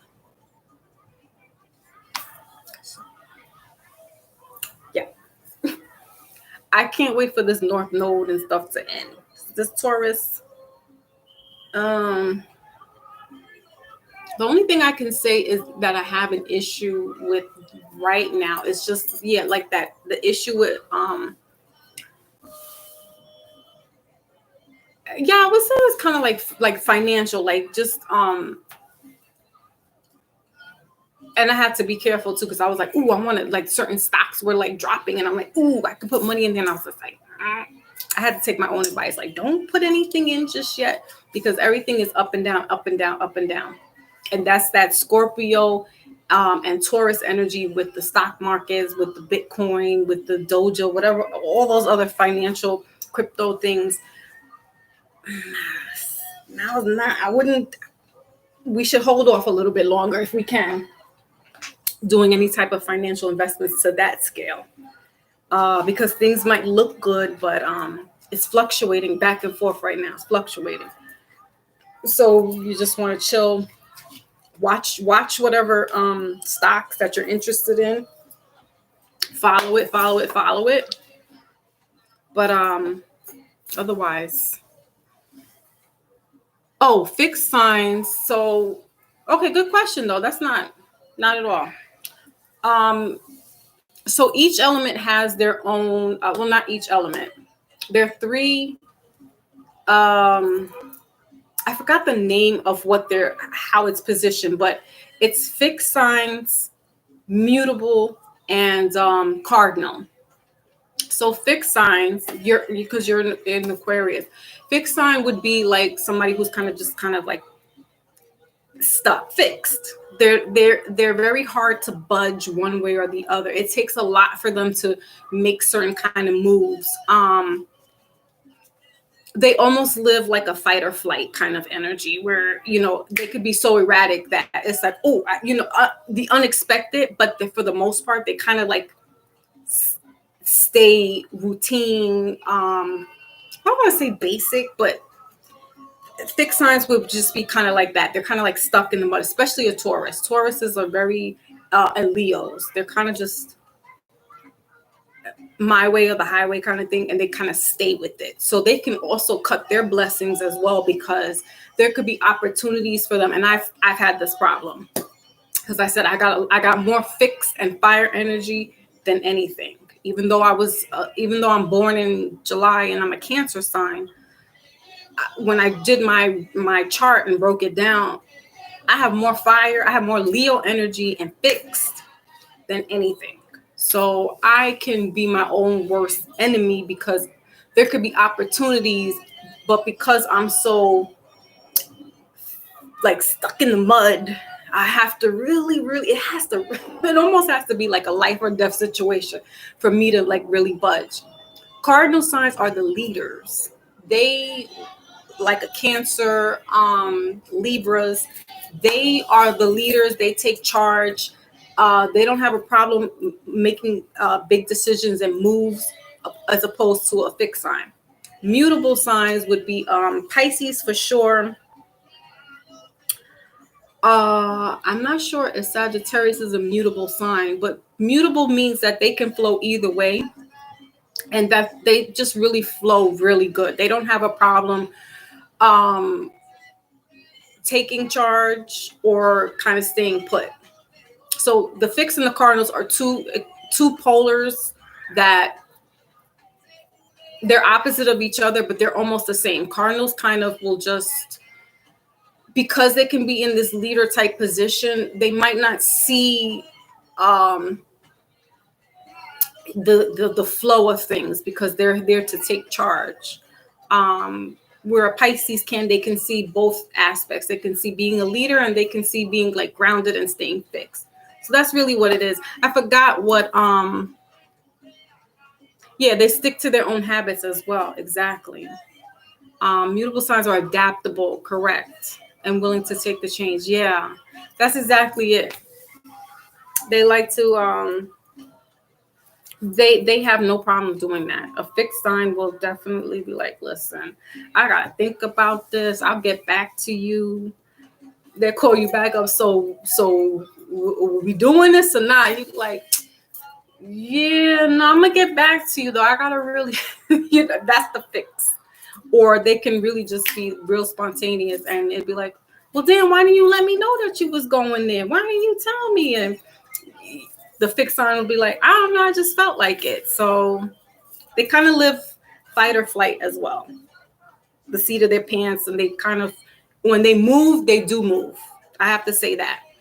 When a fixed sign does move, they will mow down things to get to what they need to do, get to a destination, come hell or high water. The fixed signs will make those kind of moves. So I have to say that, the positive thing about them. Virgos, Pisces, and Sagittarius. So I would tell you, okay, I was right about Sagittarius. Thank you, Lotus. So those are the mutable signs. And it's very interesting. I had this conversation with you guys a couple of times as far as like learning who you are. It's one thing to like know who you are, know your ways. Yes, you could be an Aquarius. Yes, you could be a Scorpio. Yes, you could be a Libra, or a Cancer or Pisces. But that's just your sun sign. When you know what your rising is and your moon sign and your Venus, the moon is about emotions. Your Venus is about your love and money. Your rising is the person that people see, or your actions.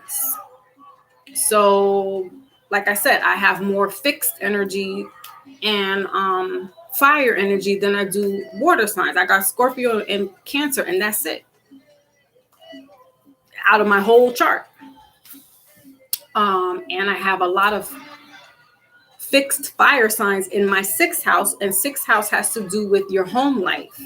So routines for me is almost like I have to really, I like it there. I like being in that 6th house. That looks like the housewife. That looks like the mom. So now I like it. When I was working and I had to raise the kids and work, and I didn't like it. I wish I could have stayed home. We talked about this, I think it was Saturday or Monday, being that housewife. Yeah, it was Mondays, Mindful Mondays. The conversation was, millennials wanted to have, we're thinking about, if they get a house, if they have a wife, they want the housewife of the 1950s. So now I enjoy it because I have the privilege of being that. But my son's 24. 24 years ago, I didn't have that privilege.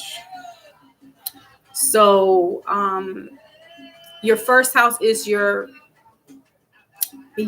personality. It's who you present to the world. Your moon sign is about your emotions. So when you break down what those are, and when you break down the houses that they're in, some people could have what they call a stellium. That means you have like 4 to 6 planets in one house. It could be a good thing, or it could be because that's a lot of energy just in that one house. And I have that. I have a lot of energy in just that 6th house. So I have to make like being the house mom and stuff more like enthusiastic, or I can drown in like just boredom and depression. So yeah, it's not just your sun sign. We have to know what that is. We have to know breakdown. And I think what is that? Astro Cafe is one place you can go. All you need to do. I have no affiliation with them. And Lotus, I think you knew of a website as well. It's free. All you need to put is your birth date, the time you were born, and the city. Some people don't know the time. The old school birth certificates would have the time on there. Now you have to pay extra to get the time because they just give you the city and the date. The most birth certificates now do not have visionaries. And so when you put that information in, you can learn what your, where your, with their houses, where the signs fit in. Also, knowing what your name is equal out to your life path number. So it's not just the signs; it's also numbers as well. Knowing what your life path is, because that helps you gear towards, your career. Where you move, numbers have to play a big important thing. We talked about this as well. Like numbers is scientific. Math is key. That's what spirit is in a sense, because everything is signs and symbols. So if you know your life path number, you know your soul urge number, you know your emotions, you can then know how to maneuver in life. So it's not just the zodiacs and knowing your horoscope for the day, but knowing a little bit more about yourself. It makes sense. Thank you, Lotus. It makes sense. I'm gonna show y'all a book by Lord Strayhorn. Numbers in You. Y'all can get it off of Barnes and Noble, Amazon. This is another book that I picked up a couple of years ago. Numbers in You by Lord Strayhorn. And he also has a book, another one like this, but in regards to relationships. So that's my next book to get. And it's a numerology. This book tells you, again, I got it all dog-eared and stuff. But it goes down to even where, what cities work for you, according to your life path number, what cities to avoid, because you might not resonate well, or it could be a hot spot for you that you shouldn't be in. I have 2 master numbers, so when my life path number breaks down, it breaks down to a 22. So there are 3 master numbers, or 3 sets of master numbers rather.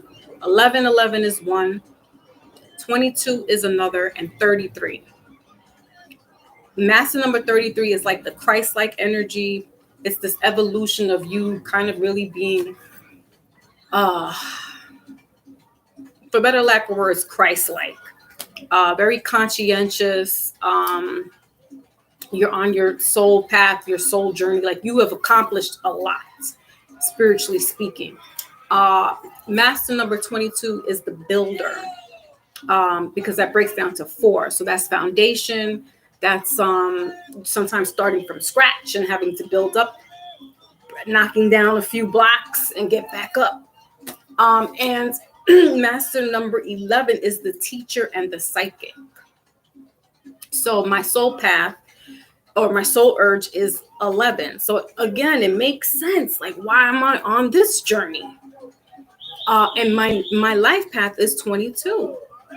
So, and apparently what they say, that if you have a couple of life paths, or you have master numbers as either your life path or your soul path, you made a contract to come back again, either to help humanity or right your wrong that you did in your past life, if you subscribe to that. Apparently I was bugging. I came back a couple of times. 22 and 11. Some say that those numbers, if you have master numbers, that's associated with the twin flame. Twin flames just mean that you and another person are a twin. You could end up being romantic with this person. Really, what you're supposed to be is this partnership to lift humanity up, spiritually speaking. It can look like a romantic relationship, but it is a very turbulent relationship. It's not like a soulmate that we saw here. Where's the soulmate card? It's not like that, where it's kissy and stuff like that. And not everybody has a twin flame. It's not a relationship for the faint of heart. Most of us have soulmate relationships with the people that we have sexual encounters with. But you may not have a sexual encounter with this twin flame. You and that person are here to, 1, fix each other up spiritually. And then 2, once you get onto that spiritual board, it's almost like a reminiscence of, if you subscribe to this, Mary Magdalene and Jesus. Because rumor has it that Mary Magdalene, if you subscribe to that paradigm, that Mary Magdalene was really, she was 1, an apostle, and 2, his wife. And the Holy Grail is actually her womb. And there is a bloodline of Jesus. If you subscribe to this and you subscribe to Jesus, I take a little bit of everything. I take it all. I'll hear things. I'll listen to it. If it makes sense, it makes sense. But again, some people could be like, "Oh, that's blasphemy. She was a prostitute, and no way was she an apostle." I just watched a movie on Netflix called Magdalene. She sure enough was sitting with them. And Peter was upset, and James was upset that Jesus had this woman in the cipher. She made up one of the 12 apostles. So if you subscribe to that, that's kind of what the twin flame looks like. It's helping humanity. It's not really if you have a sexual relationship with this person, so be it. but it's not like that soulmate where you can kind of be like, oh, we had a good thing and it didn't work out, but I still got love for you and it is what it is. Twin flames is a very rough and bumpy relationship, because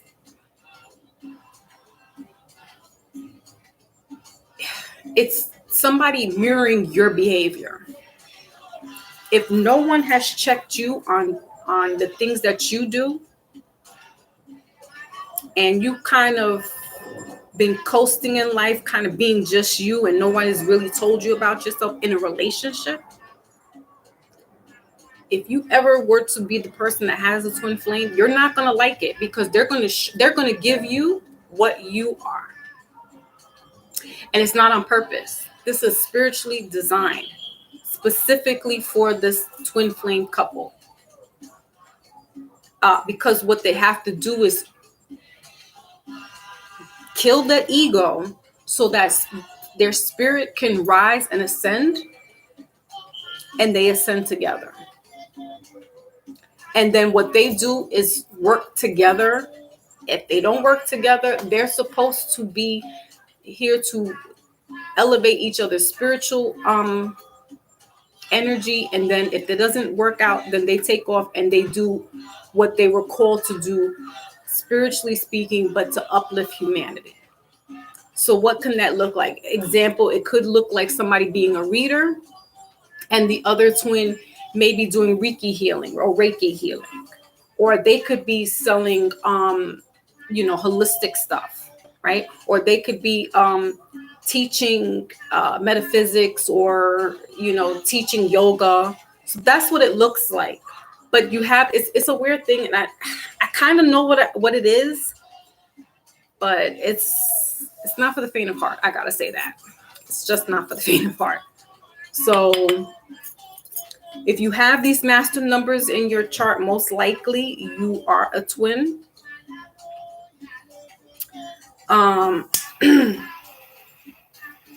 Also, if you have Leo in your 7th house, I believe it is. I have my notes written down somewhere, but you can be also a twin flame according to the zodiac signs. But numbers don't lie. The signs can change. The signs can shift. They got the Vedic, they got Western astrology. If you were born at 7/19/76, that's it. It doesn't change. Depending on a leap year, I could be a Cancer or a Leo, right? Because my birthday's 7/19. So I'm still in that Cancer, but I'm closer to the cusp of being on a Leo. So that's what I'm saying. The signs can be a little tricky, but your birth date never changes. The time that you were born, that doesn't change. So when you add up those numbers might resonate a little bit more than the signs do. But we incorporate it all, is what I'm trying to say. We don't want to throw the baby with the bathwater out. We incorporate it all. But what doesn't make sense, we spit it out, right? Take the meat and spit out the bones is what they say.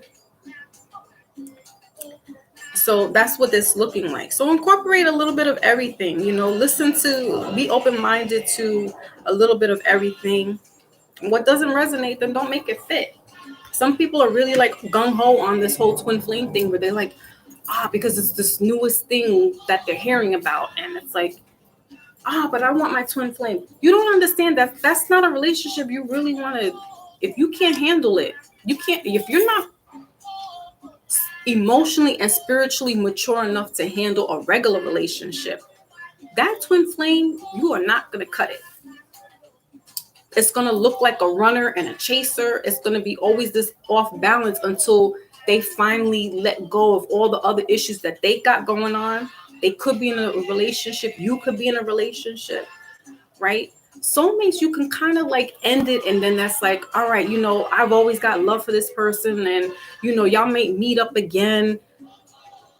But the twin flame is something different. I just have to say that it's just something different. It's really like a Jesus and Mary. It's like that apostle kind of It's a higher frequency. It's not a sexual frequency, but it can be sexual. Soulmates, you could be sexual with that soulmate.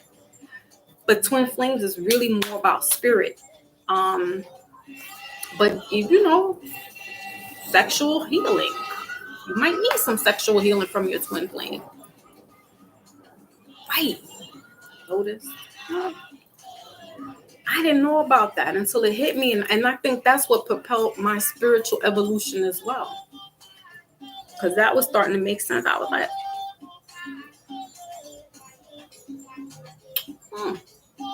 I see now. I think I get it. And it's a blessing in disguise because it could take you from the bottom to the top, like for real. Soulmates, you can kind of kiss, make up, or not. You can be like, I'm good, I'm done. And that's a lesson learned. But my interpretation with this twin flame is more like you want some apostle stuff. You got a mission in life, in humanity. It's not just your lower chakra. It's really not. It can be like that though, especially if you have an attraction physically to the person. It could definitely be a sexual attraction, but stuff starts getting a little easy, a little real. You like, oh, whoa. I didn't sign up for it. Oh, yes, you did. Master number 11 and master number 22. Yeah, you did sign up for that shit. Right. Lotus is not for the faint of heart because there's a lot of lessons, especially for giving and learning and healing. Where is that card at? That's right, Lotus. She's on the money. It's in this. We just said this 20 minutes ago or so.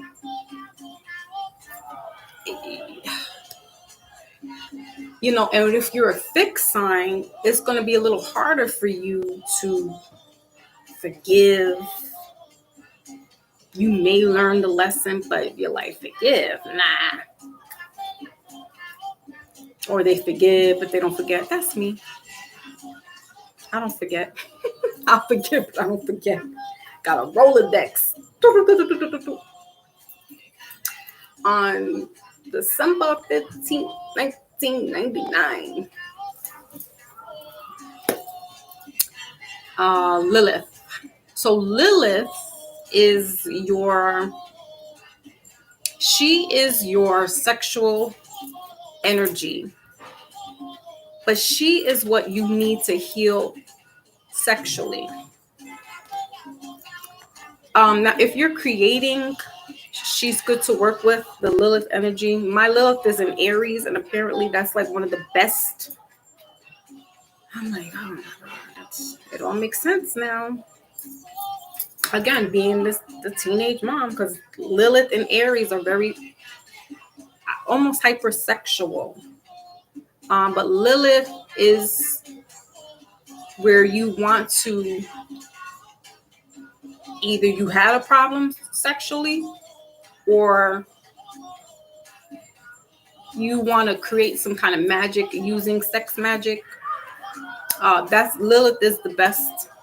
And Lotus, if you have more information with Lilith, because I don't really work with Lilith too much. I don't work with Chiron. My Taurus is in Chiron. That's the wounded healer. That's, you got to heal again, that spiritual healing. I don't really deal with those outer signs or placements or planets. I really kind of just stick with, because I'm a fixed sign. I'm fixed.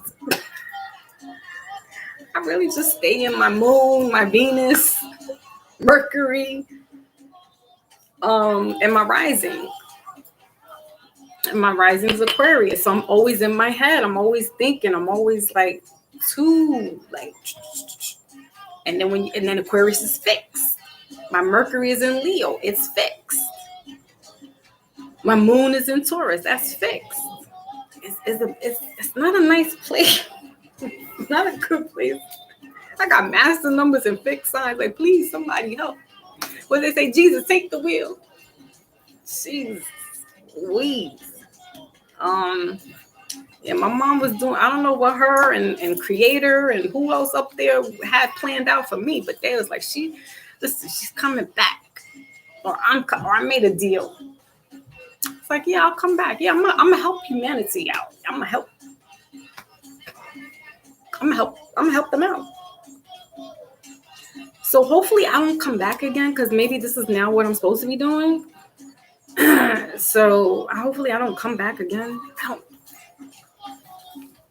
don't really want to. It's a lot of work. I don't want to come back.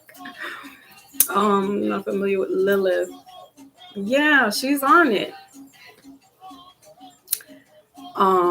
Very Happy Mondays is on it. Yeah, Lilith, I want to say it's more about sexual healing or sexual magic if you want to create, doing sex magic. Again, there's this other one called Ceres, Ceres. I'm not sure what that one's about. And I work with the North and the South node. Those two I work with. So that's what I'm saying, guys. It's very interesting. You can go to either the Cafe Astrology or the other or astroseek.com. And type in your information, your name, your whole name. Ladies, if you're married and you take on your married name, it's the name you were born with. Excuse me, on your birth certificate. However, because Lloyd Strayhorn says, if you are married and you have used your married name more than you've used your maiden name, then you could use your married name as well to find what your life path number is. There's also this website called Gematria, the best of Gematria. Type in your name. It tells you all these. I'll put it in the chat. It tells you a whole bunch of stuff that it's just blowing my mind every time I look at it. It has like different, your name comes up in a number, but it's linked to like different things that happen in the world. It could be associated with a celebrity. My name is associated with Tupac, and I was like, I knew it. That's my husband. I knew it. So this is, what is it? The website, Best Gematria Calculator. This is just some things that we need to learn. We're coming into the age of Aquarian. We're in it. We're in its infancy. And let me see, am I spelling that right? Yes. And we need to know about ourselves. We need to like get with the program. You know what I'm saying? You need to be asking people if you're starting a date, besides what their sun sign is, what's your birthday? And if they don't know what time they were born, just there's a way that you can. I think it's like a genetic, like 12 p.m. You kind of really want to know what their time that they were born, because it helps you. But just the date will let you know more or less. Is this person life path match up with mine? It's not just the zodiacs. It's like, okay, it makes sense now why that person I don't really jive with so well. They life path not on my life path.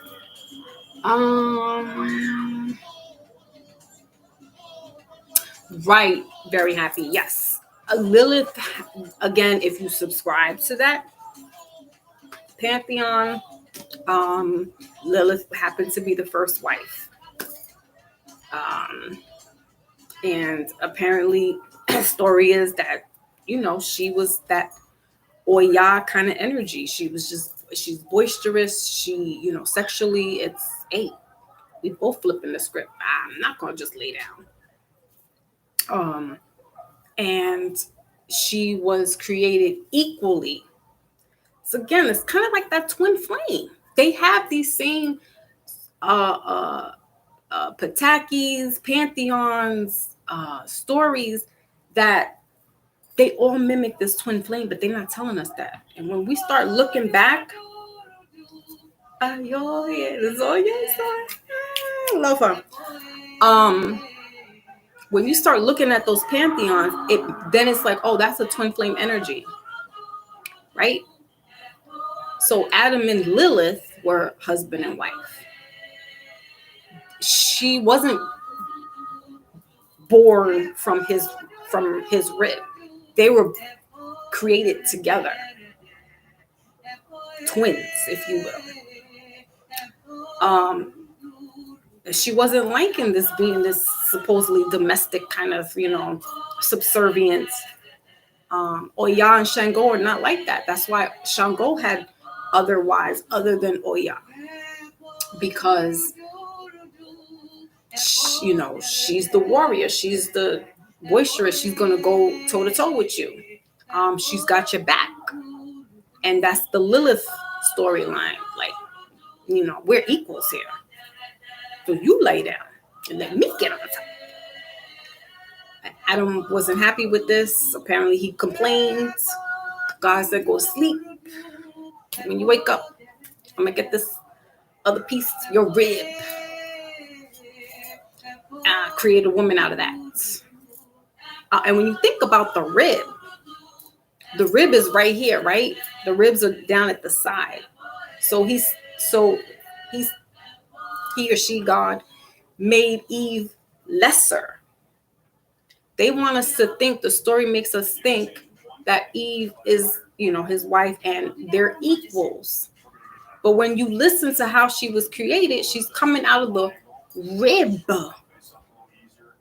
They don't tell us the story of Lilith too much, because Lilith was created at the same time as Adam, equally.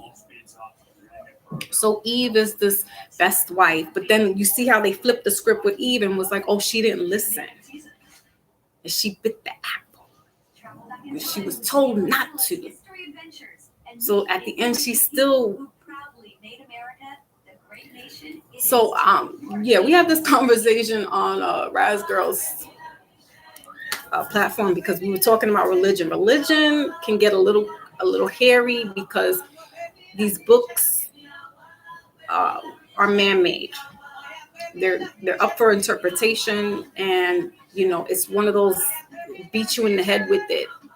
But when you start dissecting and be like, wait, hold up a second. So there was another woman, and she was equal.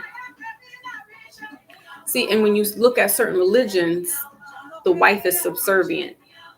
She can't be seen.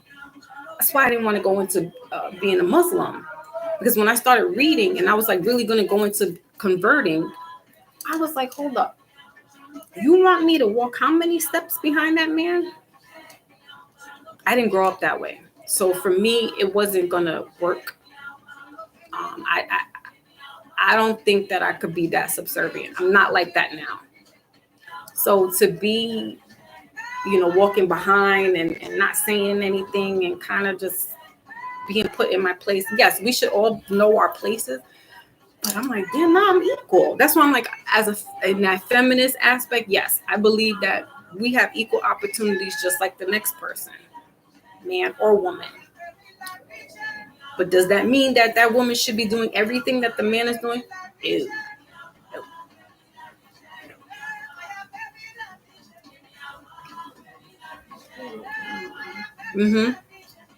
Right. But they have no problems with the whole, we're sleeping around in the guise of religion. We're having these sexual encounters.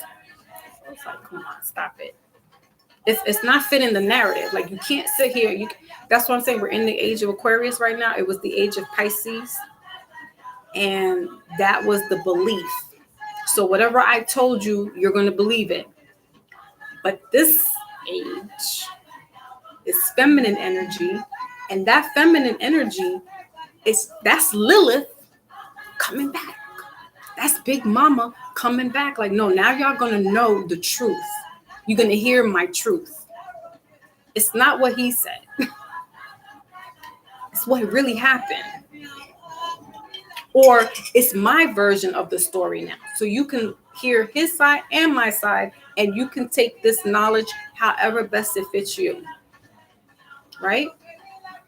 It's his, hers, and the truth.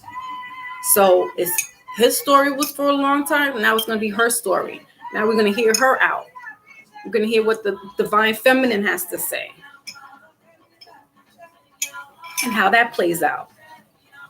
And we're going to sit back as the students and the kids and be like, all right, I see your side and I see your side. Mom, dad, I see it. It's up to you to, you're not gonna go with either or in that respect, but you're gonna see both aspects play out, and then you're gonna use your discretion of how you want to move accordingly now, because now you know. So yeah, a lot of that stuff is not. That's why I'm like, well, wait a minute now. I never heard about a Lilith. I haven't heard of a Lilith until the past, going on my spiritual journey in this past couple of years. I never knew about a Lilith. And I went to Catholic school from 1st grade to 9th grade. All they talked about was Eve. So now we're hearing about a Lilith and hearing that she was the first wife. I wouldn't be surprised if the Mary Magdalene story comes back out again either. Because there was this guy by the name of Dan Brown.